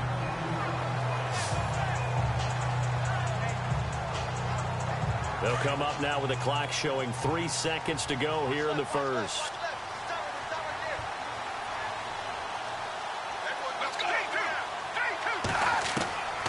He'll look to throw. Left side here, that's complete to Godwin. Accelerating, and off he goes. And he is into the end zone. Touchdown, Philadelphia. A big play there. 76 yards. And the Eagles are able to strike quickly for 6. These two teams in this first half, it's been fun. Back and forth, back and forth. Well, it's not fun for the defensive coordinators, but offensive coordinators are enjoying it. Yeah, they're having streaks here, aren't they? Being able to put scores together and really bunch them up, and we have a tight game here. You know, we often talk about having the right shoes for the right turf. Today it's track shoes. That's what we've seen with these offenses. Yeah, it's been an absolute track meet so far, and fun to watch. Point after now from Sturgis. And it's good. That makes it a 28-21 game. One quarter gone in this NFC divisional round matchup. It's the Eagles with the early lead. And we're back to Philadelphia after this.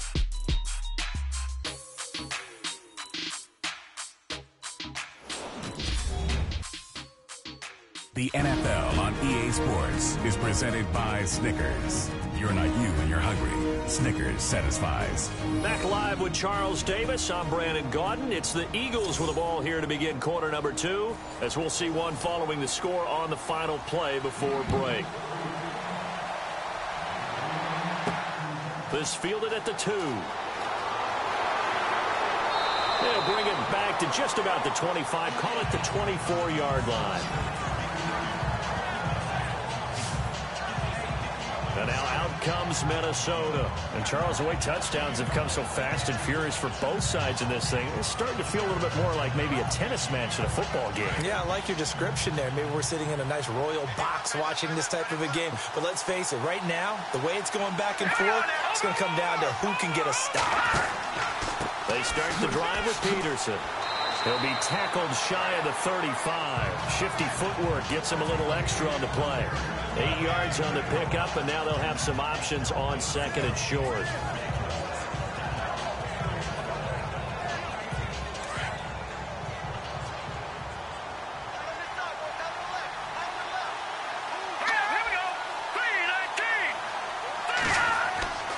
They run again with Peterson.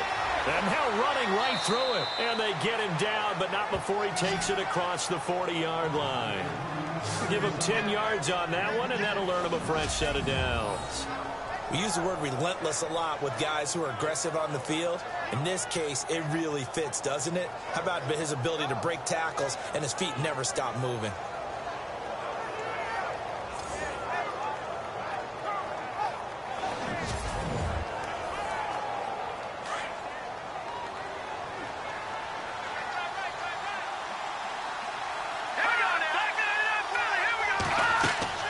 They'll run it now out of the gun. And he'll take this one up close to about the 45. 2 yards on the carry there. It'll be second down. Well, he was looking for some running room, and there wasn't a whole lot of it there on that play. I think he was lucky to get a couple of yards out of it. So those defenders, they were rallying to the football pretty quickly.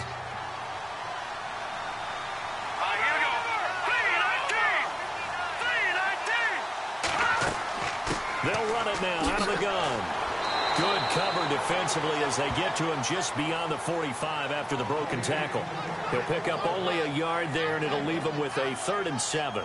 Looks like they're establishing a pretty good pattern here because they've been very heavy in the running game on the last 4 plays. Yeah, you took the words right out of my mouth. So far, 4 plays in this drive, all 4 on the ground. Back to throw. And that is incomplete. And there was a good opportunity to just went awry there. A drop pass. I guess that's why they call them running backs and not catching backs. And he gets it away. A directional kick going toward the sideline. And no return here. Where will they spot it? They say just outside the 20-yard line.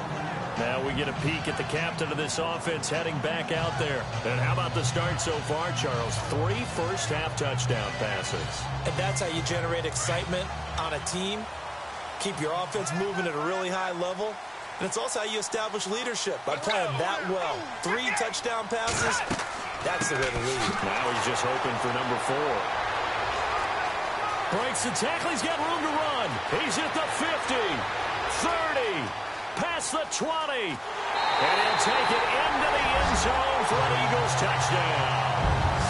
LaShawn McCoy, 77 yards. And the Eagles are able to strike quickly for 6. And with that carry, he's already over 100 yards here in the first half. And, partner, you know exactly what he's saying to his teammates right now, right? Especially to the play caller. Give me the ball. Again, and again, and again. It's not that heavy, sir. I'll take it. Now Sturgis on to add the extra point.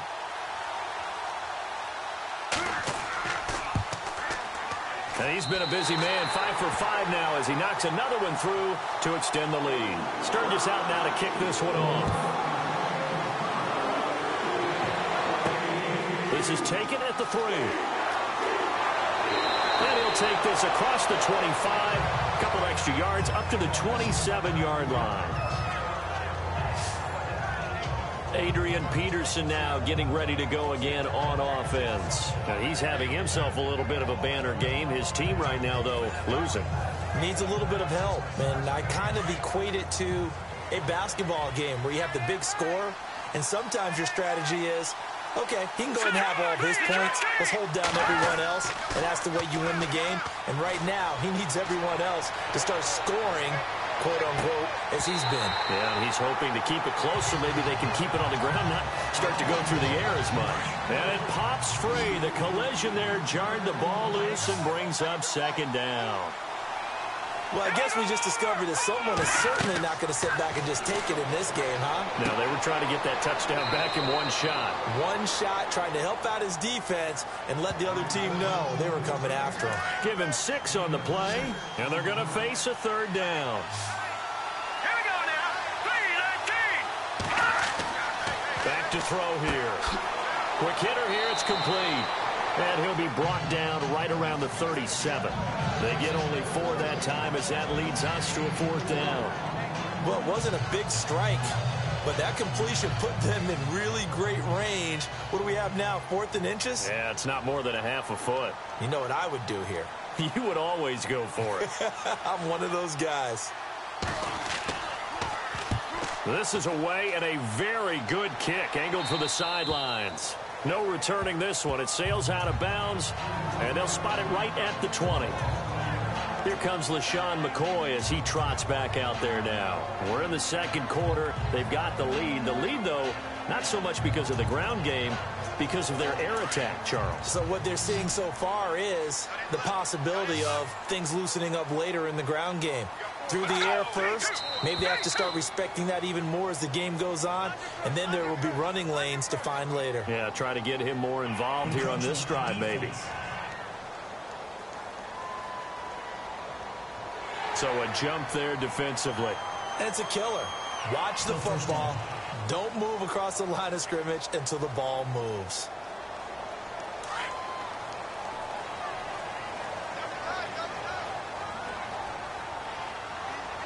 Let's go. Blue 58. Blue 58. The play action fake. They'll look to throw. Got his man complete over the middle. It's Burton. And they'll get it all the way out near midfield to the 45. A nice Nice gain of 21 yards. And with that completion, he's now north of 200 yards here in the first half. Boy, a tough start for the secondary defensively. It is, and it's got to put a dent in their confidence. And, you know, you always want to keep that up and feel like you can always bounce back after plays. But with the kind of numbers he's putting up here, it's starting to wear on them a little bit, I think. So they're looking at each other and trying to figure out what defense will work and how can they play better without getting beat deep for big passes. And he's got the hook up for the first time with a veteran, Jeremy Maclin. 23 yards on the play. And with that last play, he's now up over that 300-yard mark. And in today's NFL, it almost feels routine. And I hate that when you talk about a 300-yard passing game. To me, 300 yards still signifies excellence, and he's achieved that in this performance.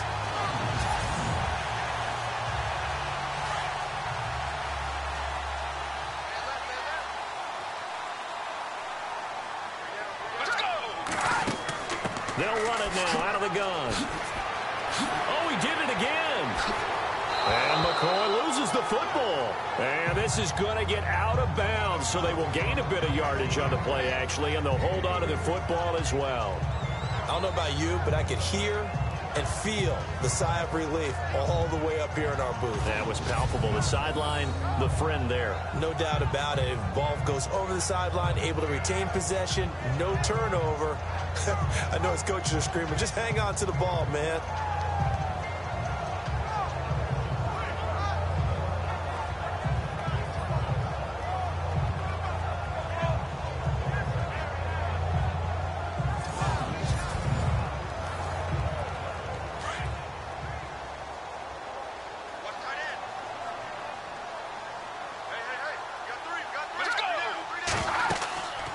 They'll look to throw.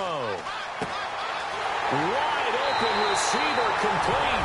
And he'll take it into the end zone for an Eagles touchdown.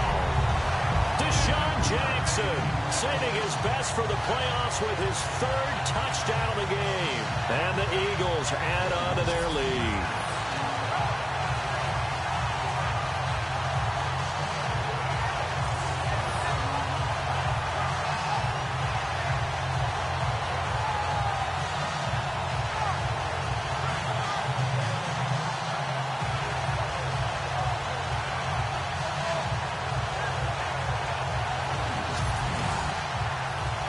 Point after now from Sturgis.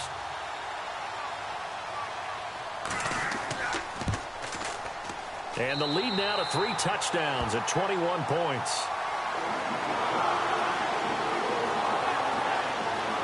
A drive there of just 4 plays. And it was capped off by an Eagles touchdown.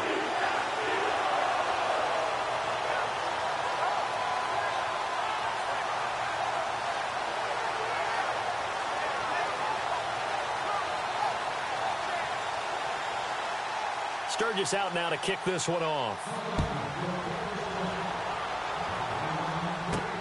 This is taken at the 3. And a nice return sets him up pretty good here at the 30-yard line. Now this offense about ready to take over again. And one thing we haven't pointed out yet, probably should, you got a dome team on the road, January, cold weather. How tough is that, or is that something that really shouldn't come into play? Well, it shouldn't come into play, but let's face it, if you've been a dome team all year and used to controlled environment, you need to get yourself outside a little bit for practice during the week. And that's what most of these teams do, because just because they play in a dome doesn't mean they don't have bad weather outside to work in. So they can do that, get their guys acclimated, and then that way, it takes it all away when you get to game day in a foreign place.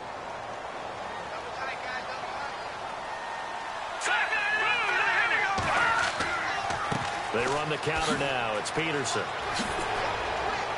And getting this just shy of midfield, they'll spot it at the 49. They got 18 yards out of that one, and it gets them a new set of downs. Man, these guys may not win this ball game, but you certainly can't fault the effort of this man here today. He's been a real thorn in their sides all afternoon. And that last carry puts him over the 100-yard mark.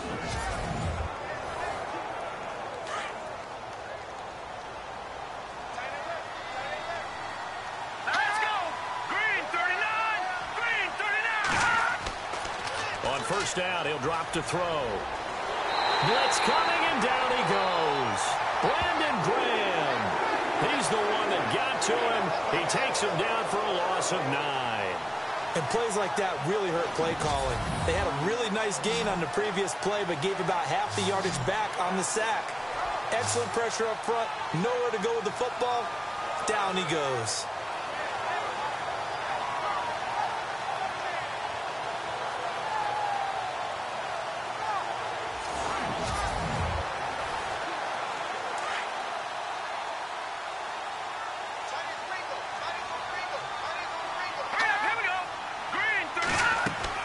They'll run it now out of the gun. And he'll take this up over the 40 to about the 41. They get 2 yards back, but they're going to need a lot more than that here on third down. Well, that's not a run that's going to make any of the highlight tapes, but they've been moving it well all game on the ground. This is another one that keeps them moving forward. Here we go now. Blue, Here's a play fake as they set up to throw. And he's able to find Diggs. And he is taken down deep in Philadelphia territory. A big play for the Vikings on third down. And even 40 yards. There will always be a place for methodically marching the ball downfield. But when you can pick it up in big chunks and strike like that, have explosive plays, that's often the difference in winning and losing. Those types of plays that can knock a defense off balance, that'll drive a team towards a victory. Back-to-back nice plays, 12 yards that time and a first down. The running game's played a huge part in getting them down to this point on the field. I say stay with it. Keep pounding the football. Keep driving. Keep grinding. Yeah, even down in the red zone, keep going for it. No doubt about it. Dance with what brung you.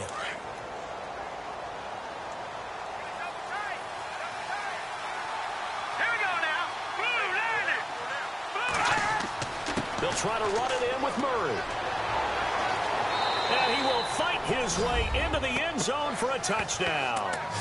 Latavius Murray taking it in from 7 yards away. And the Vikings are able to cut into that deficit. In as many coaches' meetings as we sit in, we hear the word finish all the time, don't we? And on that play, the back actually finished getting into the end zone, breaking the last tackle. Tried to wrap up, tried to use the proper technique, just wasn't able to get it done.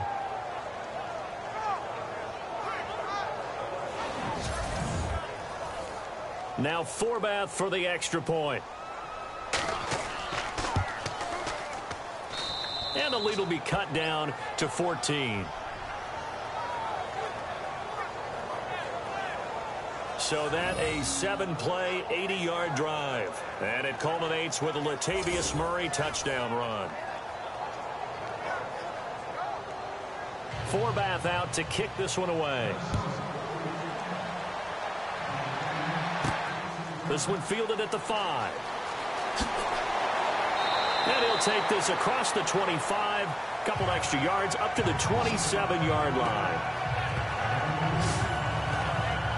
Let's shift now and discuss Deshaun Jackson. He's the star wide receiver, and he's doing his thing so far here into the second quarter. And how you get distinguished as a star is each and every week performing to a high level no matter what they throw at you, because you're always wanting to take him out of the game if you're a defensive team. How do you press him, double him, triple him, all those things? But the best players show up each and every week.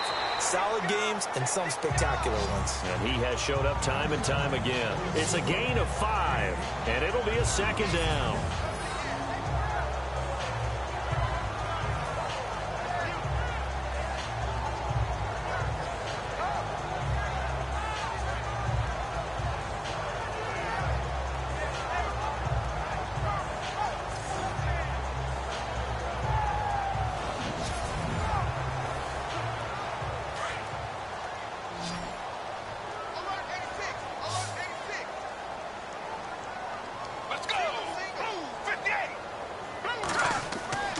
They're going to look to throw. He's got a man wide open. It's Macklin. And he'll be taken down, but not before he gets into enemy territory. A good pickup there, a 22. And now with that completion, he's north of 200 yards here in the first half. And he's going to break our statistician, Marvin, isn't he? But Marvin right now is just tallying it up. Hope his hand doesn't hurt too much doing this or keeps hitting the calculator. But my goodness, what a start he is off to. By the end of this game, he could have monster numbers. He just wants to continue to be accurate.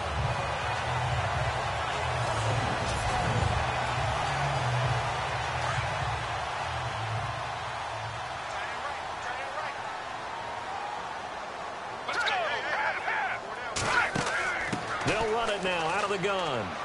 And he's going to be met at about the 43. 3 yards on the pickup there, and it'll be second down. Well, praise has to go to the guys on the offensive line because they've had a very nice, productive day running the football. How about that poor defensive line? They've been knocked around the entire game, and while they slowed them down on that run, can they continue to do so? Because they haven't had much success throughout this ball game. 10th carry now for McCoy. And he'll take this one down to about the 40. 3 yards on the pickup. That's going to set up an interesting third and about 4 to go. Some of the most unselfish players on any football team, defensive tackles, because we ask them to just eat up blocks and allow other people to make tackles. But when he can make a play himself, as we just saw there, that's a big day. And he gets it to the 34. Good enough for the first. It's a 7-yard gain there, and it's good enough to move the chains. And defensively, they were in zone coverage there. Do you have to be a little careful? You're losing playing against a good quarterback like he is to not play too much zone? Yeah, you have to be careful about how much time you're giving up. I think it's a good point you just brought up. So maybe if you still want to play zone, you go to a zone blitz scheme. And you can drop anyone out of your defensive front. Defensive end, defensive tackle. It doesn't matter. You just exchange someone. Nowhere to go here. He lost the football.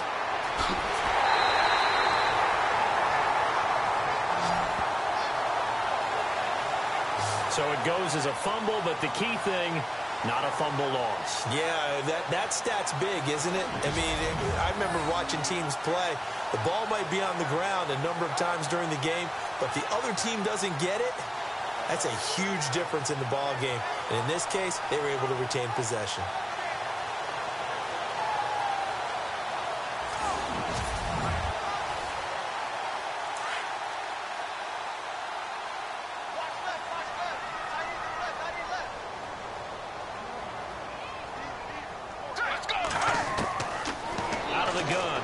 Throw. Oh, he's got some breathing room.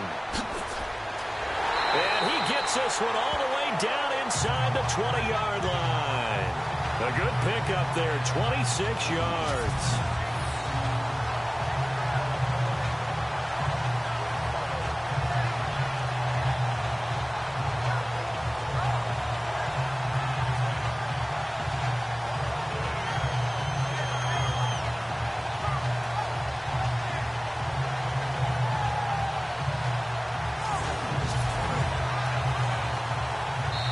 Offense walks to the line for play number 7 of the drive. So 2 minutes to go in a wild first half. Back with more NFC playoff action after this. A reminder, as we did all through the regular season, we'll check in with Larry Ridley at halftime. He'll have highlights and analysis of this first half of play.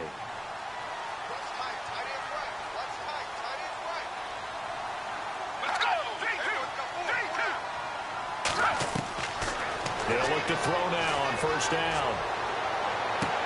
And he is into the end zone. Touchdown, Philadelphia. Jeremy Maclin, a 16-yard touchdown.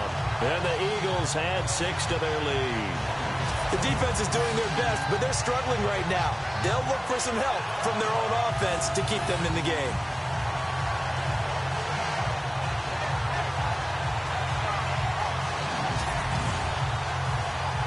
Now Sturgis on to add the extra point.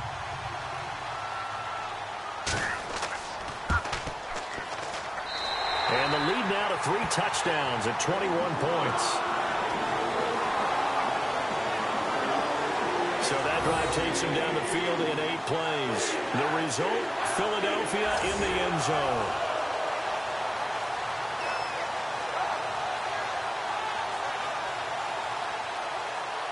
Sturgis out now to kick this one off.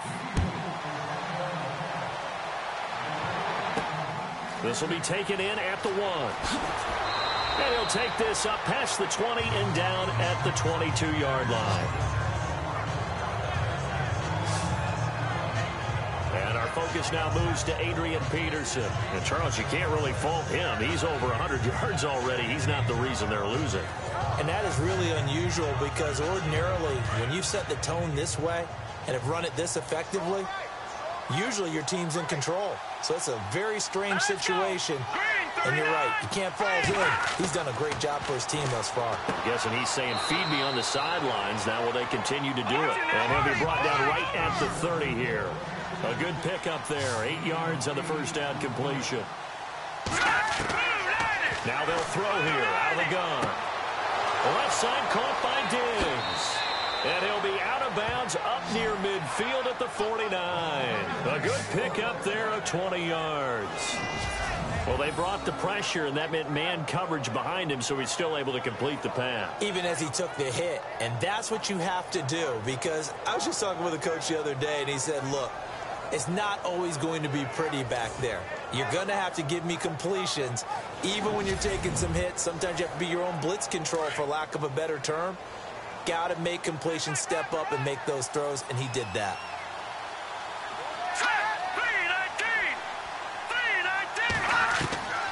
Back to throw now on first down. Room to run inside the 40. Throwing the slant pattern here, complete. 12 more yards there and another first down. Now you've got to hustle your guys to the line and get them set. They'll look to throw here. He couldn't quite hold it. Got hit. Ball pops out, incomplete. Let's face it, if you want to get back into the game, these are the kind of throws you got to hit. He's wide open right there. Got to be able to get it to him, don't you think? And those are the throws that haven't been available to them every time he's dropped a pass. Yeah, that's a big miss. All right, here we go. Blue landing. Blue landing. Now he'll look to throw here on 2nd and 10. Throwing for his running back, and he's got him complete. And he works it to the 30-yard line here, right at the 30. It's a gain of 9 yards. And that is going to set up a 3rd and 1.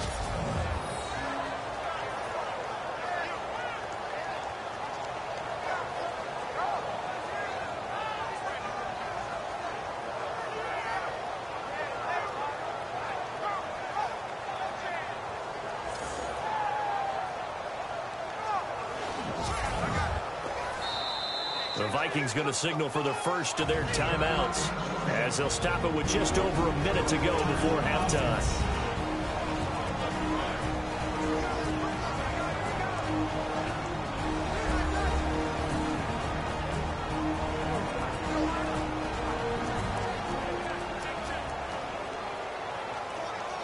The Vikings on 3rd down. They've only converted once in 4 tries. They need just a yard here. It's 3rd and 1.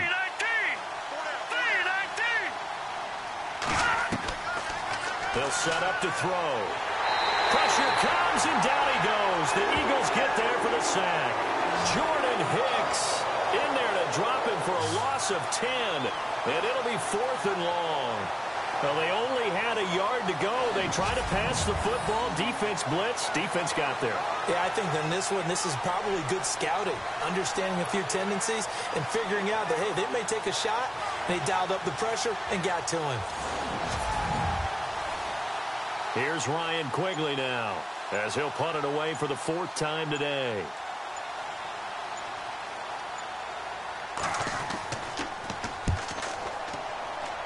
And no return possible here as they angle this one out of bounds.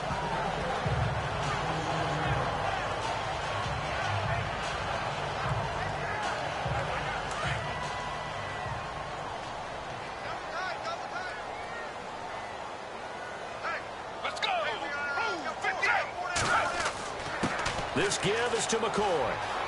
Nice footwork by McCoy. And he gets this one just shy of the 40. They'll mark him down at the 39. A really nice pickup of 14 yards, and it moves the sticks. So we've come upon halftime here in this NFC Divisional Round matchup, as we'll send you down the coast to Orlando, where we check in with our friend Larry Ridley and the EA Sports Halftime Report. Larry? Thanks, Brandon. I'm Larry Ridley, and welcome to our EA Halftime Report. The Eagles are happy to be sitting in the locker room with the lead. The Vikings didn't play their best, and they'll need to be at their best now to come back. All right, let's roll the highlights. Eagles starting on their opening drive. Quick pass and completion to Jackson. And this play will go for 6. The Eagles go up by 1. Sturgis is going to kick it away. The return will start from the 49. And he'll take this all the way for a touchdown. The Vikings tie it up at 7. Eagles on 2nd and 7. The catch is made after a quick pass. And this 2-play drive goes for a touchdown. That takes the lead up to 7. Eagles take it at the 16. This run will go off the left side. And finally on play 12, they score. Eagles up by 2 touchdowns. Vikings on offense, first quarter winding down. Peterson gets into the clear. And this 2-play drive goes for a TD. Trailing now by just a touchdown. 1st and 10. Completion will be made here to a wide open man. And after the short pass, he'll score. Eagles up by a touchdown.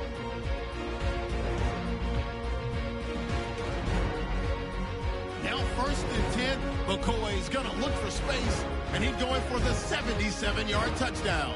That puts them on top by 14.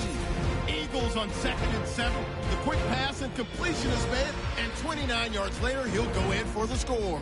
The lead grows to 21. 1st and 10. Here the pass goes to the sideline. And he capped off the long drive with the TD, which takes the lead to 21. Okay, Larry, a fairly one-sided first half as we get set to go in the second half. This will be taken in at the 1. And he'll bring it a few past the 20 to the 23-yard line.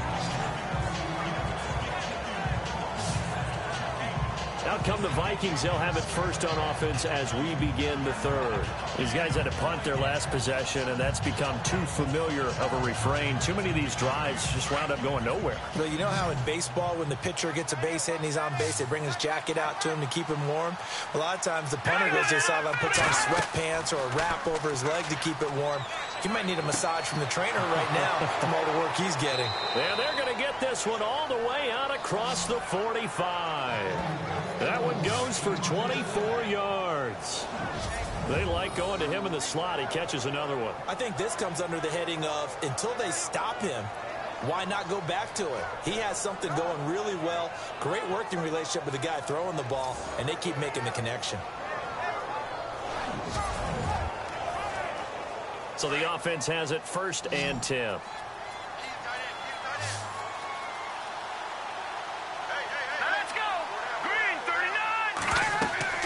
They'll run it now out of the gun.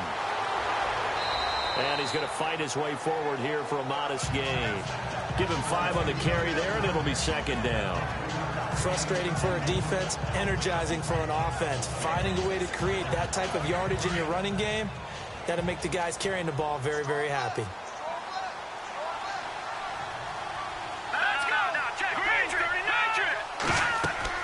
On 2nd down, Peterson. And he's going to get this one down near the 45-yard line. A 3-yard pickup on 2nd and 4. Now they'll need to convert here on 3rd and a little more than a yard. Well, so many times we look at a short run and we praise the offense for trying to set the tempo and establish things. But the defensive guys, hey, they just won the battle there. It wasn't a big run given up. They don't always have to absorb the body blows. Sometimes they dish them out themselves. They'll drop the throw. Rush coming, and he's taken down. Nigel Bradham with a big-time sack on 3rd down. And it'll be a loss of 7. Whenever you see a team deciding to throw the ball on 3rd and 1, as a defensive player, my mindset is we've got them now, and that's why they dialed up the blitz and got after him. But occasionally, you want to pass it on 3rd and 1. I mean, not a lot for sure, but sometimes just to keep the defense guessing. Oh, no doubt. You want to break tendencies as you go along with a game because you don't want them to just say, oh, 3rd and 1, we know exactly what they're going to do. But in this situation, as an offensive lineman, as a running back, I'd want to know why I didn't get the football. He gets us away. It's a good one, drawing toward the sidelines. And this one will not be returnable as it sails out of bounds.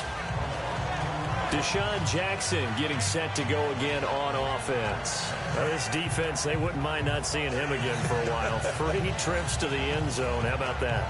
I think right now they would happily go to their general manager and say, is there any way you could get a trade for him, bring him over to our team so we don't have to cover him anymore? Because he is really having a heck of a ball game, isn't he? Boy, he is. I don't know that mid-game trade's going to happen, but good thought. The intended target was Chris Godwin, and that'll bring up second down. Fair to say the secondary play, whichever side you're on, hasn't really been a glowing exhibition so far, but a nice job there to prevent a long completion. I agree with you, but at some point, someone had to make a play and try and stop this exhibition of almost speed racing that we've been watching, huh? Yeah, it has been quarterback and receiver dominated. Second down here after the incomplete pass.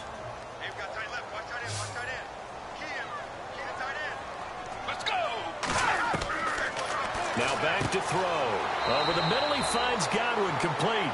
And they'll bring him down at the 27-yard line. 6 yards is the pickup, and that'll lead to a third down.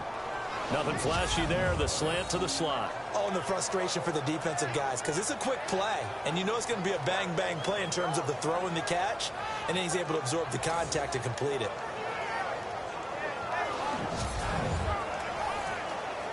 The Eagles on third down. They haven't been stopped yet. A perfect 7 for 7. This is 3rd and 4. Let's go! Looking to throw. Over the middle, complete. It's Burton. And he gets it to the 34. Good enough for the first. Calling a gain is 7, and it gets him a new set of downs. Completion was given up, but that's why you play zone defense, so that you can have people around the ball when it's caught, and you don't give up much run after the catch.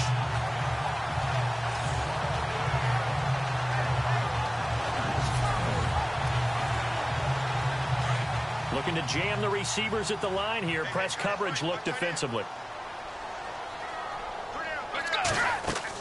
They'll run it now out of the gun. And he'll get this only up to about the 35. Just a yard on the first down carry, so it's 2nd and 9. You know how we get focused at end of the half and into the game situations about how much time's on the board and, you know, what you need to do? Sometimes you don't even have to worry about that. That's just smart football. You know, that kind of a lead, staying in bounds, it burns clock, even in a situation that we're not really focused on it.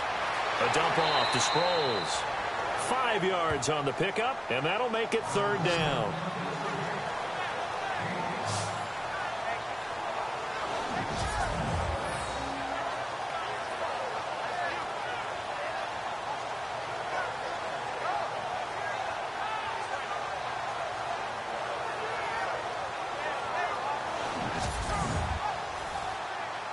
The Eagles on 3rd down. They've been automatic. How about 8 for 8 in the game thus far? This is 3rd and 4. Let's go! On play action, they'll throw. Open man is Godwin. It's complete. And he's going to get this down to the 35-yard line. A pickup of 24 on the 3rd down conversion. And on that last play there, he's over 400 yards passing now. You know what that generally means? Success. That, and it means you really didn't miss opportunities. Usually very accurate. The ball's getting to the right place. Guys are making yardage after the catch to help you out that way. I mean, the whole team has picked it up. And don't forget, that means the offensive line has had to pass protect pretty well, too. Yeah, everyone dialed in. They go back to the ground with McCoy. And, oh, a good hit there and knocked down hard at the 33. 2 yards on the pickup there. It'll be 2nd and 8. Well, they certainly had success throwing the ball on this drive, and not as much running it as we just saw once again on that last play. Stopped after a very short gain. But I wouldn't abandon the run totally, because otherwise, pass rushers just tee off on your quarterback. Makes it very, very difficult for him in that situation. And he'll get this down to about the 30, 31-yard line. Just a couple on the pickup there, and now it's 3rd down. They're in a pretty good spot right now with a convincing lead. I think this is where they put on the boxing gloves, start to try and pound them into submission. And the offensive line, they've controlled this game. I don't see why that trend would change now. He'll look to throw. Oh, a little 360. Oh, Oh, and now he bowls it. Touchdown, Eagles.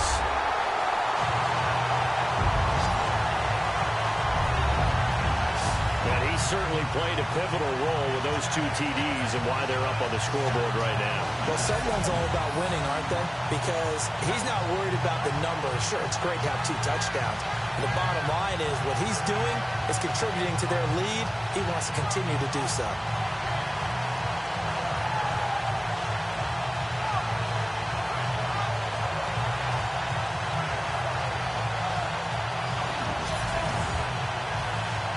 Point after now from Sturgis.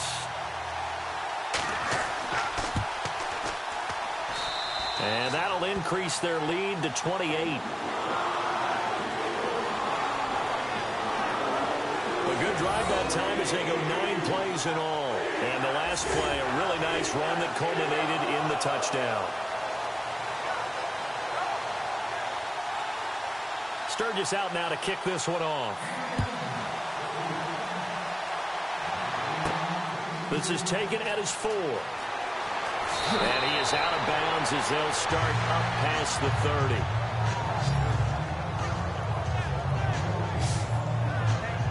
Now the Minnesota offense set to take over again. They are right now just ice cold. I mean, they have struggled big time in this game, and they're getting blown out. How do they adjust?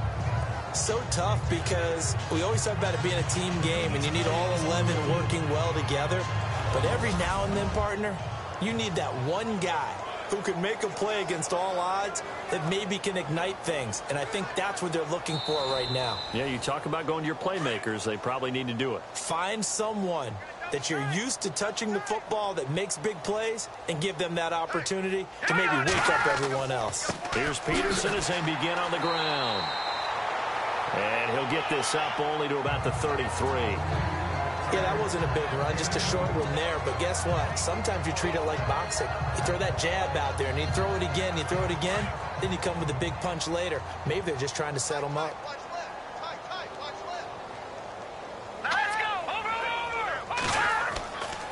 Handoff comes to Peterson. Oh, he faked it with a juke. Now he's got some room. Adrian Peterson off to the races. And he'll get into the end zone. Touchdown, Minnesota. Adrian Peterson, his second touchdown of the afternoon. And the Vikings are able to close the gap just a bit. Now, he's doing his part, but still facing a sizable deficit. And he would like to do more, but he needs help from the other 2/3, right? He needs his defense to bow up a little bit, and he also needs special teams to maybe create some big plays and help them get back in it.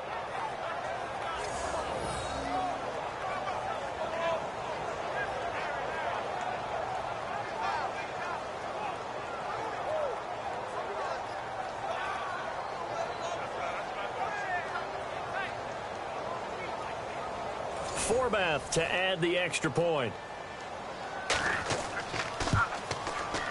And that'll cut the lead back now to 21.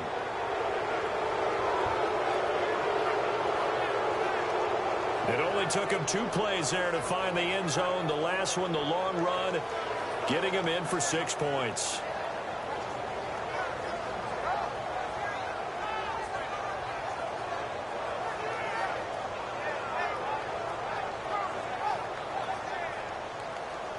Forbath out to kick this one away.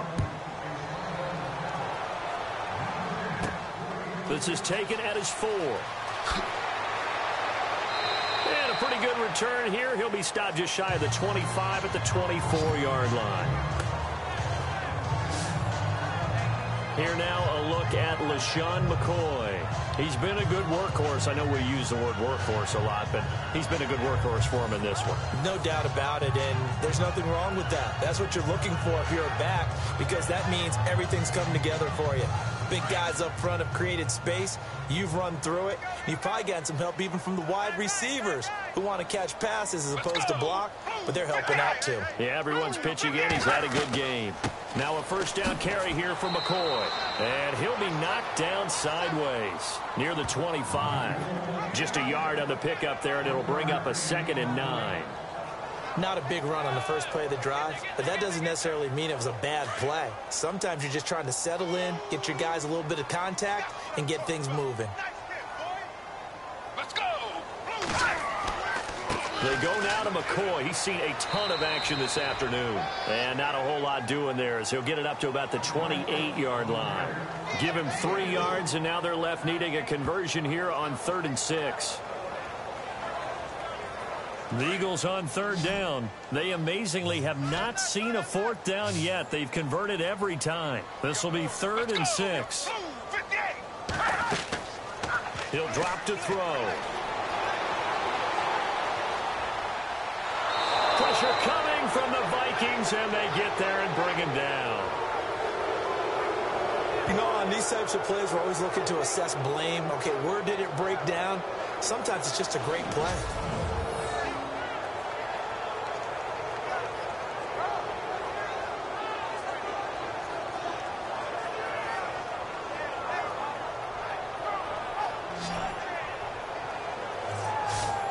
Here's Donnie Jones now.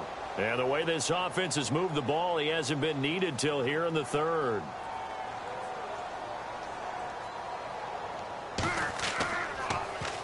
And he'll get this away into the icy winter air.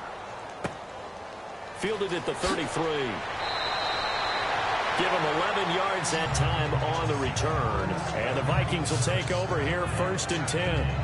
Adrian Peterson now getting ready to go again on offense. He is north of 200 yards. Any time that you can say you're north of 200 yards, you've done something right. Yeah, you're going to get some big check marks on your grade sheet, and you're going to be in heavy rotation on all the highlight shows, and you might even make a magazine cover or two. He's hoping for more, the cherry on top maybe, as this game goes forward. Give him a couple on the carry there, 2nd and 8. I think if they want to start getting back into this game, it behooves them to get better on 1st down. Yeah, certainly not what they were looking for there out of the opening play of this drive. 2nd down following the run.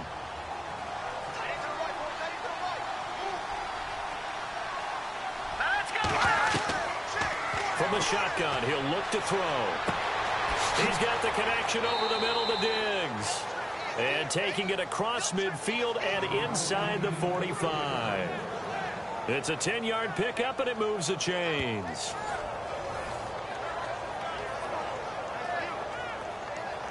So here we go, 1st and 10 now.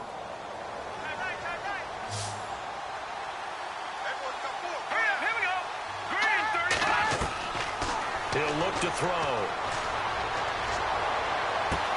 Into heavy traffic, and it's intercepted. Picked off by Ronald Darby. And, Brandon, this is a real nice job defensively of getting inside a quarterback's head and figuring out, okay, where's he going with the football? Because you can make an educated guess defensively, not all the time, but sometimes. And when you're right, you've got a decent chance of coming away with the football. Let's shift now and discuss Deshaun Jackson. Seems like the measuring stick for a receiver for a great game is 100 yards. Well, he's well past that now. And as we analyze how he's getting them, that's where it really becomes fun because, let's face it, they keep sending coverage at him, keep trying to put the pressure on, yet he finds ways downfield and finds openings. That's a really crafty receiver. They'll run it now out of the gun. 5 yards on the carry. Good pickup on 1st down. And there's a run to be happy with. Good, solid yardage. He'll take that anytime you hand the ball to a back. 2nd down to the offense needing 5 yards. Watch left. Stop right there. Let's go. 58. Now a shotgun snap as they'll look to throw. And he almost intercepted it. They haven't picked a ball off yet. That probably should have been their first. And it's 3rd down now. I think it's pretty safe to say that when you're up 3 touchdowns, the last thing you want to do is hang one up there and put it in jeopardy and possibly get it intercepted. Got a nice lead. You should be able to protect it. But if you get careless with the football, look out.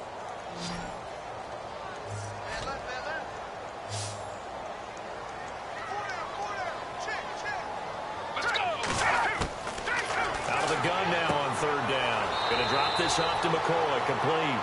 And he's able to get this one out closer to midfield across the 45. It'll be a gain of 4. And that's going to make it 4th down.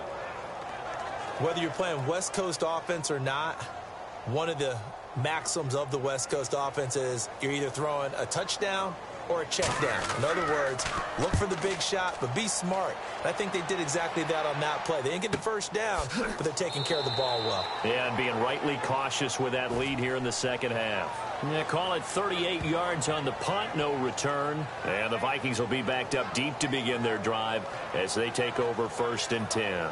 And now out comes Minnesota. And following the interception, just any interception, are you a little bit more cautious when you start that next drive, or no, you just throw that out the window?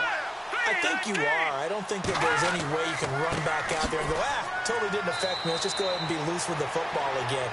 You're going to take care of it, but you have to be careful about being too cautious because now you can't run any offense at all. Still want to attack. We'll see how they attack them here.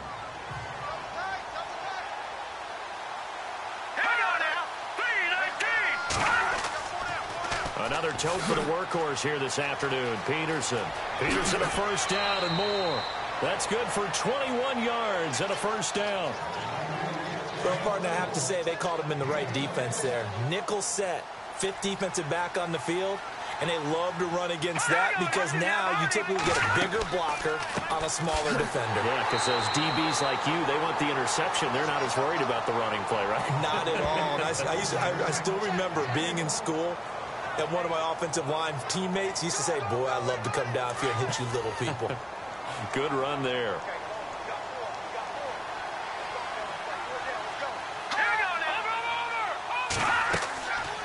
That was 2nd down run for Murray. And he's across the 40, 3 extra yards to the 43. It's a 4-yard pickup there, and it leaves him with 3rd and 5. Well, if you're a football guy, that's a pretty run because everyone is in sync right there. Obviously, the guy carrying the ball, but how about the people up front? Leverage, athleticism, they created some nice space for him. Going deep for Diggs. And he's caught on the sideline, but he's not going to have a first down. They say he was out of bounds, so a big call there that brings up 4th. And attempted a deep ball there. They didn't get it. But, boy, they're going to need a few of those to actually hit in order to get back into this game. Good thing they do have a little bit of time here still left in the contest. Decent-sized deficit, but not one that they can't manage. And the punt team on now as this one's sent away. And this is going to hit the goal line and continue on into the end zone for a touchback. Now Philadelphia ready to get going on offense again. And they're coming off a 3-and-out, my friend. I think they've got to look at that play sheet and go to a spot that they haven't gone before. Time to shake things up a little bit to try and get this offense moving. Okay, so how do you do that? How do you shake things up? You look at what you called before, realize it hasn't worked Go to so something well, else. and maybe try and find one of those special plays from one of your better players, and maybe try and hit something big and get things going in the excitement area. Macklin, the intended receiver, and that'll bring up 2nd down. Well, the numbers have been good in the passing game, and certainly a big reason why they have the lead. But now here, 3rd quarter, maybe go to the run game a little more? Yeah, perhaps. I mean, after that incompletion, a little credit to the defense for shutting them down on that play. Maybe you try and run the football a little bit more in this spot. But they have to feel good about how they've been throwing it overall. He's just going to dump this one off to his fullback out of the backfield. A big play there on the catch and run. 66 yards. Coaches really don't care from what position they get this, but run after the catch ability, rack ability, is often the difference between winning and losing and changing field position.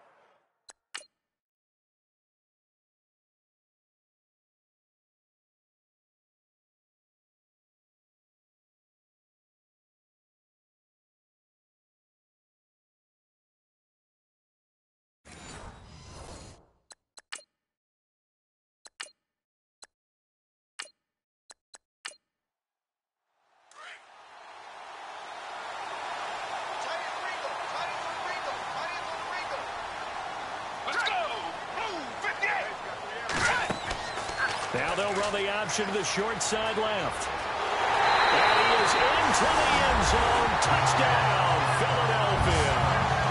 Their unusual quarterback, taking it in from 14 yards out. And the Eagles add on to their lead.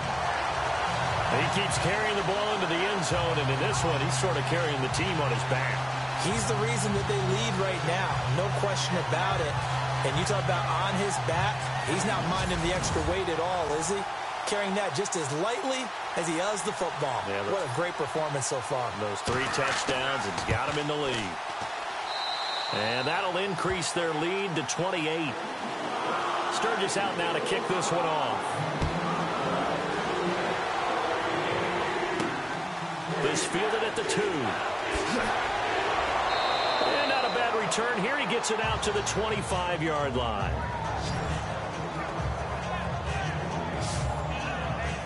Now the Vikings offense works their way back onto the field. They've got to dig down deep. I mean, they need something right now, really anything to cling on to. This offense has struggled.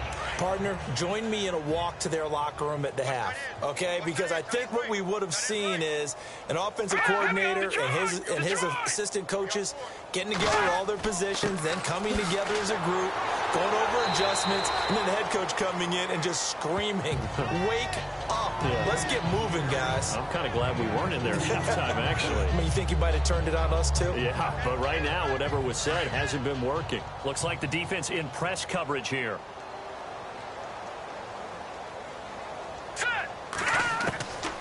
They'll set up a throw. He's going to flip that out to the flat. It's complete. And he's able to get out to the 32, brought down there.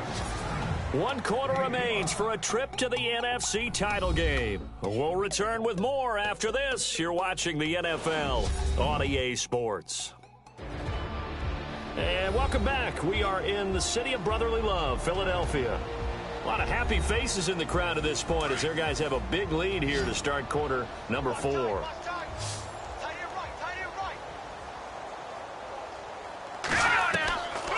Back to throw here. Going to throw right side here, complete. And they're able to convert on third with a solid gain of 23. He's such a good route runner. Shows it there on third down. Very proficient and a good pass. And you know what I've observed over the years in the NFL? The better a route runner you are, the more confidence your guy's going to have in you to go to you in important times because he can trust you being in the right spot, and they connected there and picked up a first down. A really nice gain of 25 yards.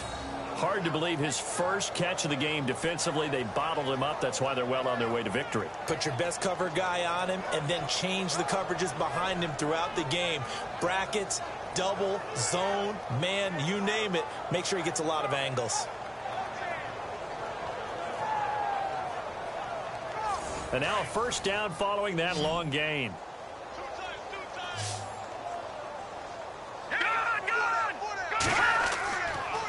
They give it to Peterson. Even with the good move he showed, he'll be brought down short of the 15. A gain of 3, second down. Doesn't matter who you're rooting for in this game. The effort of the man with the football, getting away from one and trying to turn forward and get some yardage. I really liked what he did there. See if they stay on the ground for second down.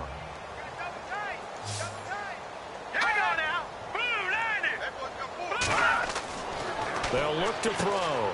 That's complete right around the 8. And brought down, but not before they get it inside the 10 to the 7. It's a 10-yard gain there, and it sets them up now first and goal.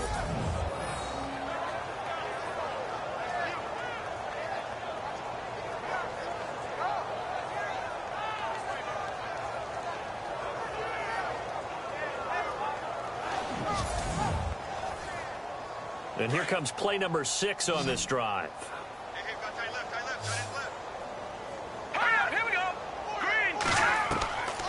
Back to throw. And this is going to be caught. No, they say it's incomplete. He was looking for his tight end there, Kyle Rudolph.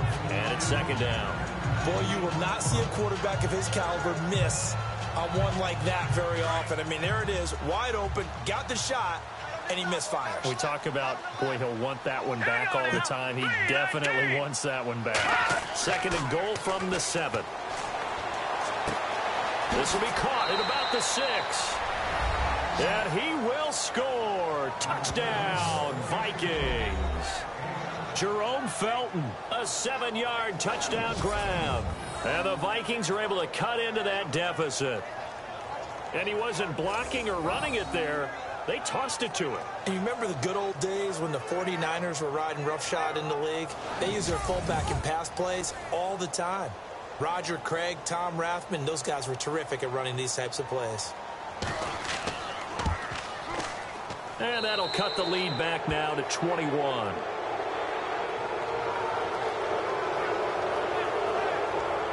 So that one, an 8-play drive. It spans 75 yards. And in the end, it's capped off by a 7-yard run. Forbath out to kick this one away. This is taken at the 3. And now running right through it. Solid return, pretty good field position. They'll start at the 32-yard line. Philadelphia getting set to take the field. And they're hoping to redo their efforts in the last drive when they got into the end zone. And just think of what it's like now on the sideline, because when you score a touchdown, you have to go over and look at the tablet and see what you did on the last drive. When you scored points, it's a whole lot better view than when you're trying to figure out how to fix things there. They'll start the drive with a carry by McCoy. Not much there, maybe a couple up to the 35. But Brandon, pace comes into play now because they've got the advantage. They've got the football. But they've got to be very careful about what speed they're going to play. You know, my music teacher back in New Paltz, Mrs. Bythema Bagley, used to say, don't go prestissimo when you really want to go largo. And what she meant by that is don't go too fast when you really want to go at a nice, slow, deliberate pace. I am speechless. I am without speech. Call it a gain of a couple, and that's going to leave them with a 3rd and about 5. This defense starting to buckle down when they need to, and right now they're winning this 4th quarter, losing the game, but they're winning in the 4th quarter. And what a fine line it is about what they're trying to get done, because they're down, so they obviously need the football, need a score, but they can't be so aggressive as to give up their edge, their gaps, and have the offense hit him with a big play. And he's going to have a 1st down as he's brought down at the 44-yard line. They call it a gain of 19, and it moves the chains. The play clock's running down. Now a 20th carry here for McCoy. And he's going to get stopped up quickly. Give him a yard down to the 43. Run blitz there defensively, something we might see more of here in the 4th quarter. I think we'll see a lot of it, and the difference between that and a pass blitz, you're just trying to get to the quarterback. You're trying to scheme someone open who will get to the QB and make sure he gets on the ground. In a run blitz, you're actually trying to cover up gaps, trying to cover up holes so they can't run the football. And seeing nowhere to throw, he chucks this one away from harm. Incomplete. Now it's 3rd down. I think we can make this one pretty simple. That was a rookie mistake made by the rookie quarterback, trying to force a pass without really using proper mechanics. The 1st down line at the 34 here on 3rd down. He'll turn and give this to McCoy running right. Shedding through the defense. McCoy's got the 1st down and more. And he'll take it into the end zone for an Eagles touchdown. LaShawn McCoy with his 2nd touchdown of the afternoon. And the Eagles add 6 to their lead. He's having a nice little game. Maybe already has an eye on that 3rd touchdown. And how about what our producer, Christian McLeod, likes to say when they've scored touchdowns like this? He's put a tent up in Touchdown City.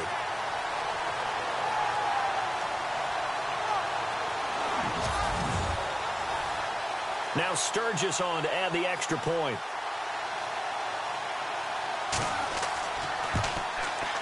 And that'll increase their lead to 28.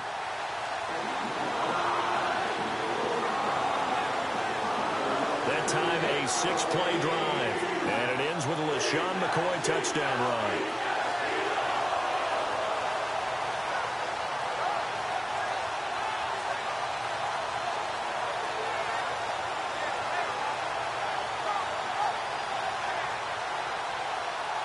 Sturgis out now to kick this one off.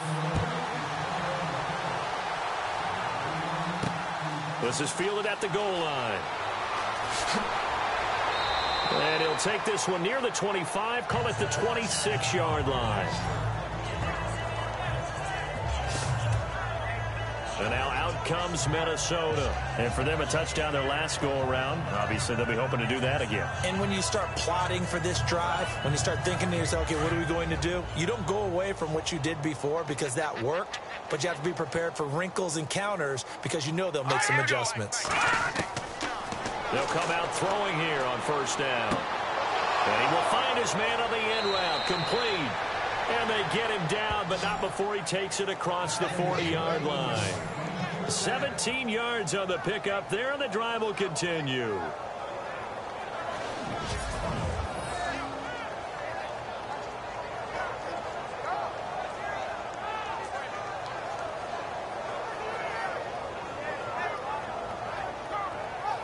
First down and 10 now for the offensive group.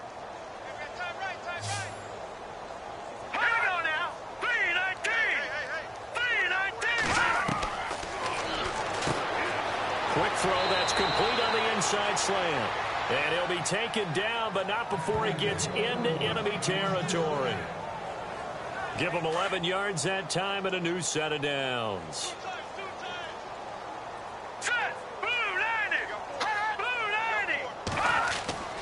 On first down, he'll drop to throw. And he'll go down inside the 45 before going out of bounds. The completion good for 3, and it's second down. Let's make this one simple. What a catch, especially the finishing part of getting his feet in bounds, toe tapping, and, of course, foot dragging. A little tapestry, if you will. Oh, I like it. And he'll be brought down at about the 42. Just a 1-yard pickup there, and it's going to make it third down at 6. The Vikings on third down. They've struggled to the tune of 2 for 8 so far. This will be 3rd and 6. They're going to look to throw. Oh, there's that man again. It's complete. And here he'll be brought down a little shy of the 35 at the 36. The completion good for only 6, and that'll bring up 4th. So much about offense is what you call hidden yardage. You know, you throw the ball to someone, they catch it, and then they can make a big play. You know, they create a play, run after catch. They did a really nice job there of limiting that and keeping him from a first down. Yeah, stopped him in his tracks. Looking downfield, and that's caught right side. He's got his man. It's a pickup of 21, and it'll give the Vikings a first down. I don't know about you, but I'm going to give them a little bit of credit for fortitude there. 4th and inches, and they don't run the football. Normally, you just wedge your way through, fall forward, find the yardage. They took a shot and put it in the air, and it paid off. Maybe they saw that, and he will score. Touchdown, Vikings. Latavius Murray, a 15-yard touchdown run. And the Vikings are able to close the gap just a bit. Nice execution there. Good job by the O-line getting him in for the second time. And you always have to start with credit there when you're having a big game. I mean, you don't get there by yourself. That's rare. But how about the ability to see the proper holes, pick the proper place to go, and find his way into the end zone? And his kick is right through. So that drives 7 plays in length. And it culminates with a Latavius Murray touchdown run. Forbath out to kick this one away. This one fielded at the 5. And a nice return sets him up pretty good here at the 30-yard line. Philadelphia getting set to take the field. They are just putting things together so well here, drive after drive. They really have captured the momentum, haven't they?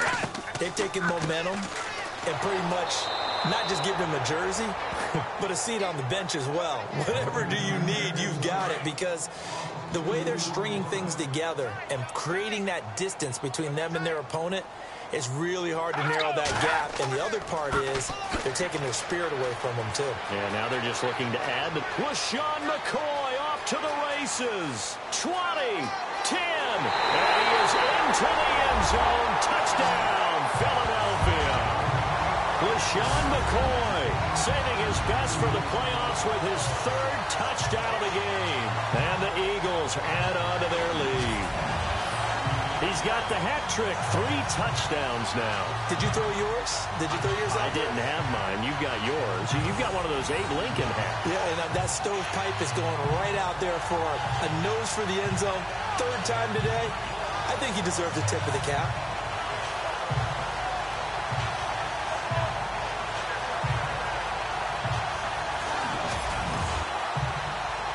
Point after now from Sturgis.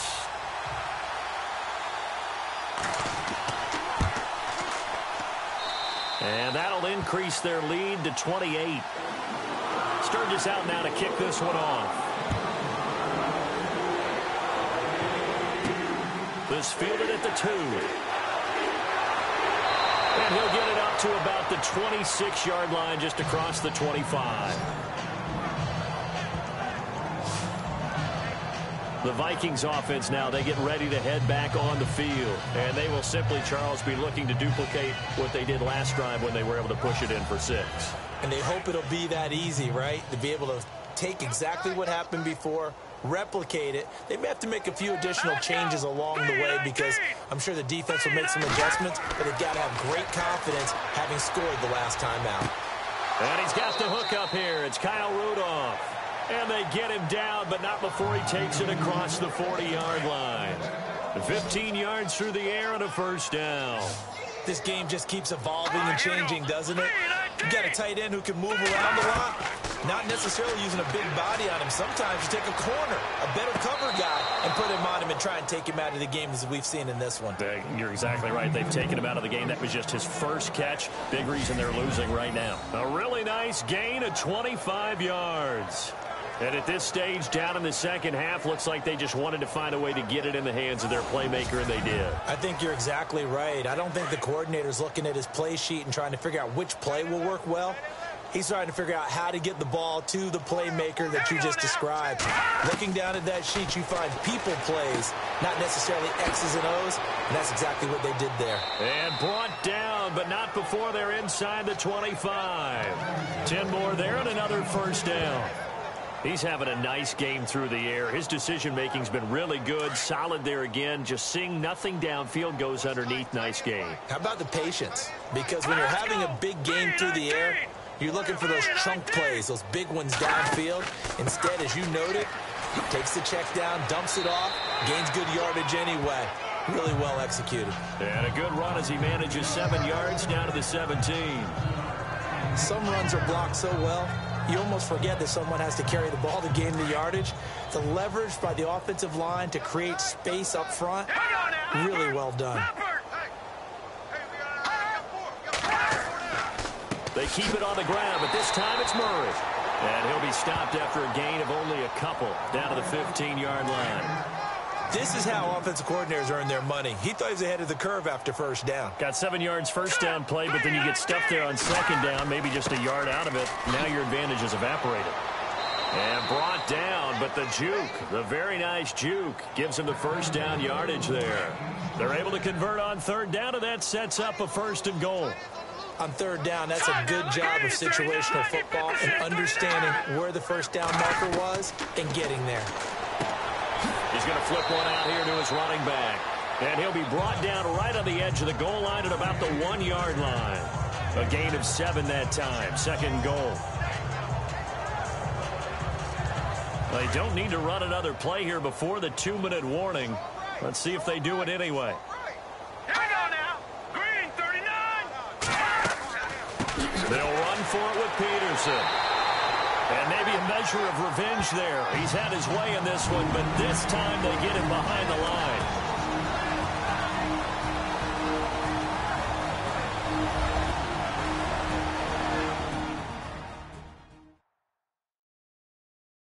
So the Vikings in possession of the football as we get you reset. They face a 3rd down now as they try to find a late score.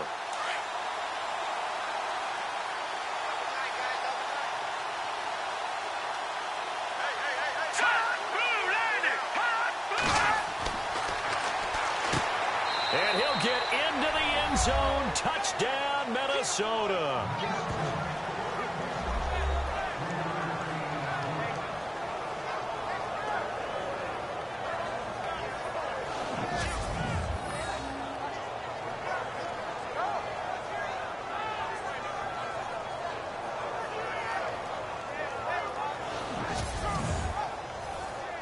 Still an important piece of business to take care of, the extra point. And that'll cut the lead back now to 21.